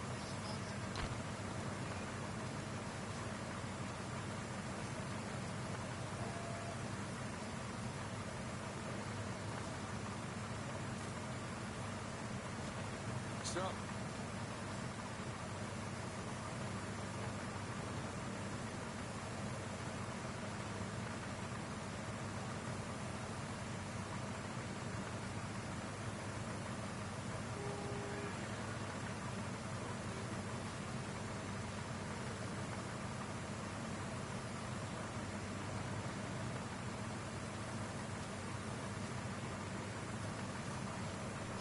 Chance to save it. This election will determine whether we're a free nation or whether we have only the illusion of democracy, but are in fact controlled by a small handful of global special interests rigging the system, and our system is rigged. This is reality. You know it, they know it, I know it, and pretty much the whole world knows it. The Clinton machine is at the center of this power structure. We've seen this firsthand in the WikiLeaks documents, in which Hillary Clinton meets in secret with international banks to plot the destruction of U.S. sovereignty in order to enrich these global financial powers, her special interest friends, and her donors. Honestly, she should be locked up. The most powerful weapon deployed by the Clintons is the corporate media. The press. Let's be clear on one thing. The corporate media in our country is no longer involved in journalism. They're a political special interest, no different than any lobbyist or other financial. Well, she has been publicly feuding with Mr. Trump for years now, but this time, Rosie O'Donnell might have taken it too far. The comedian tweeting this: "I fully support imposing martial law, delaying the inauguration until Trump is cleared of all charges." Rosie also called the president-elect mentally ill and a liar. So nice, right, Rob? Very interesting. Among the law enforcement teams keeping the city safe will be D.C.'s National Guard. But their leader is going to be out of a job the moment that President-elect Donald Trump raises his right hand. Well, the story blew up on social media this afternoon. With 8 years under his belt as the commanding officer of D.C.'s National Guard, Major General Errol Schwartz brought experience and gravitas to the task of planning a successful inauguration. If something goes bad, it's up to the law enforcement agency to make the first move, if you will. But unlike in the years since George W. Bush first appointed him, General Schwartz will watch this inauguration conclude from home, stepping down as Donald Trump steps up to take the oath of office at noon. The timing is extremely unusual, General Schwartz told the Washington Post today, adding he would never plan to leave a mission in the middle of a battle. George Soros, front-page story in the Wall Street Journal this morning that he lost $1 billion trying to basically short-sell a Trump victory. Yeah, I mean, he, along with some others like Mark Cuban, basically said if Trump wins, it's the end of the world. The market is going to sell off.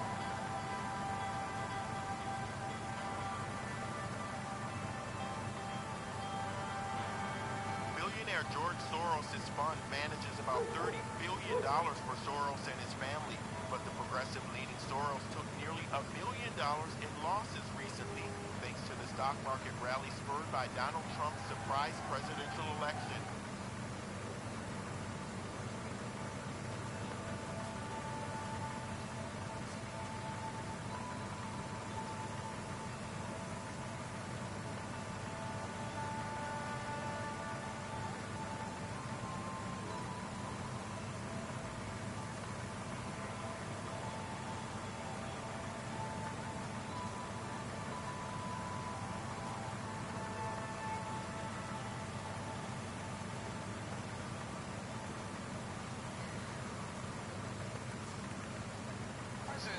Obama is dishing out some advice to his successor, President-elect Donald Trump, but beware the irony.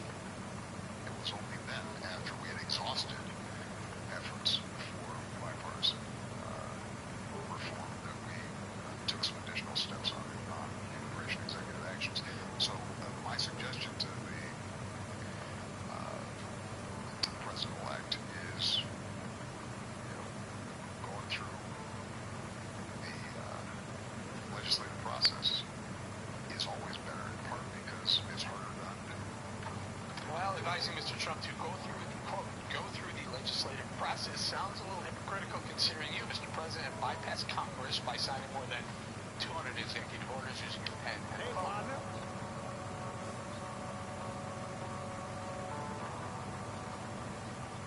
Sorry about that.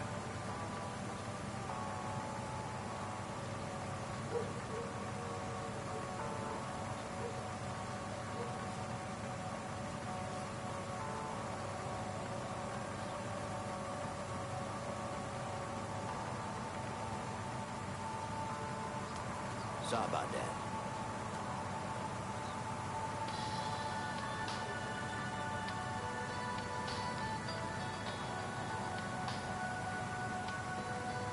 Concerns over the Iranian nuclear deal just took another hike amid reports that in his very last days in office, United States President Barack Obama just green-lighted a massive shipment of natural uranium from Russia to Iran.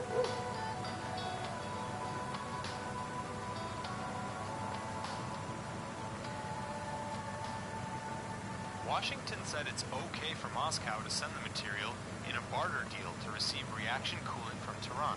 The United Nations Security Council still needs to approve the deal, but it's expected to do so because the 130 tons of Russian uranium is actually permitted by the 2015 landmark Atomic Pact, and the international community is doing all that it can to keep the Islamic Republic committed to the deal.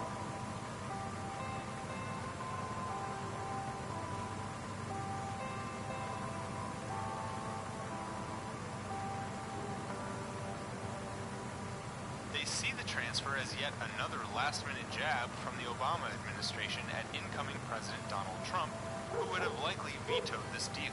Iran has already exceeded the cap set by the pact several times on its production of heavy water, which is used as a coolant in nuclear reactors.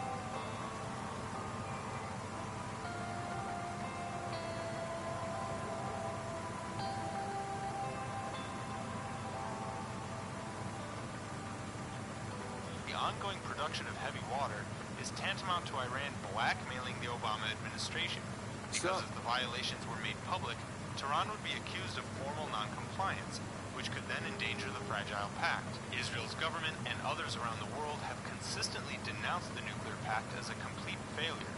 They charge that not only has Iran gotten away with refusing inspection of key sites, but it's also working to develop ballistic missiles.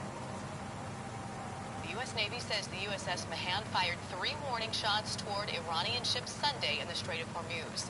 2 Navy officials say the Mahan tried to communicate with the ships on the radio, but there was no response. The Navy destroyer fired flares, and the U.S. helicopter dropped smoke before the Mahan fired those shots. And the Navy says the Iranian vessels were 900 yards away from the American vessel. Sends a message within our own country to our allies in Israel. It sends a message to the United Nations and the rest of the world. Being in support of Israel, which I believe is our nation's greatest ally, has long been something of bipartisan support. As we saw with this resolution passing with over 100 Democrats in support of it, it sends a strong message that what the Obama administration has done on its way out of the office at the UN Security Council is not one that does have the support of Americans. And the Speaker was right in his floor statement. What was passed at the Security Council goes way beyond the issue of settlements. And for the first time ever, the UN Security Council is passing a resolution that declares this area of East Jerusalem and Judea and Samaria as illegally occupied territories. I am stunned. I am stunned at what happened last month. This government, our government, abandoned our allies.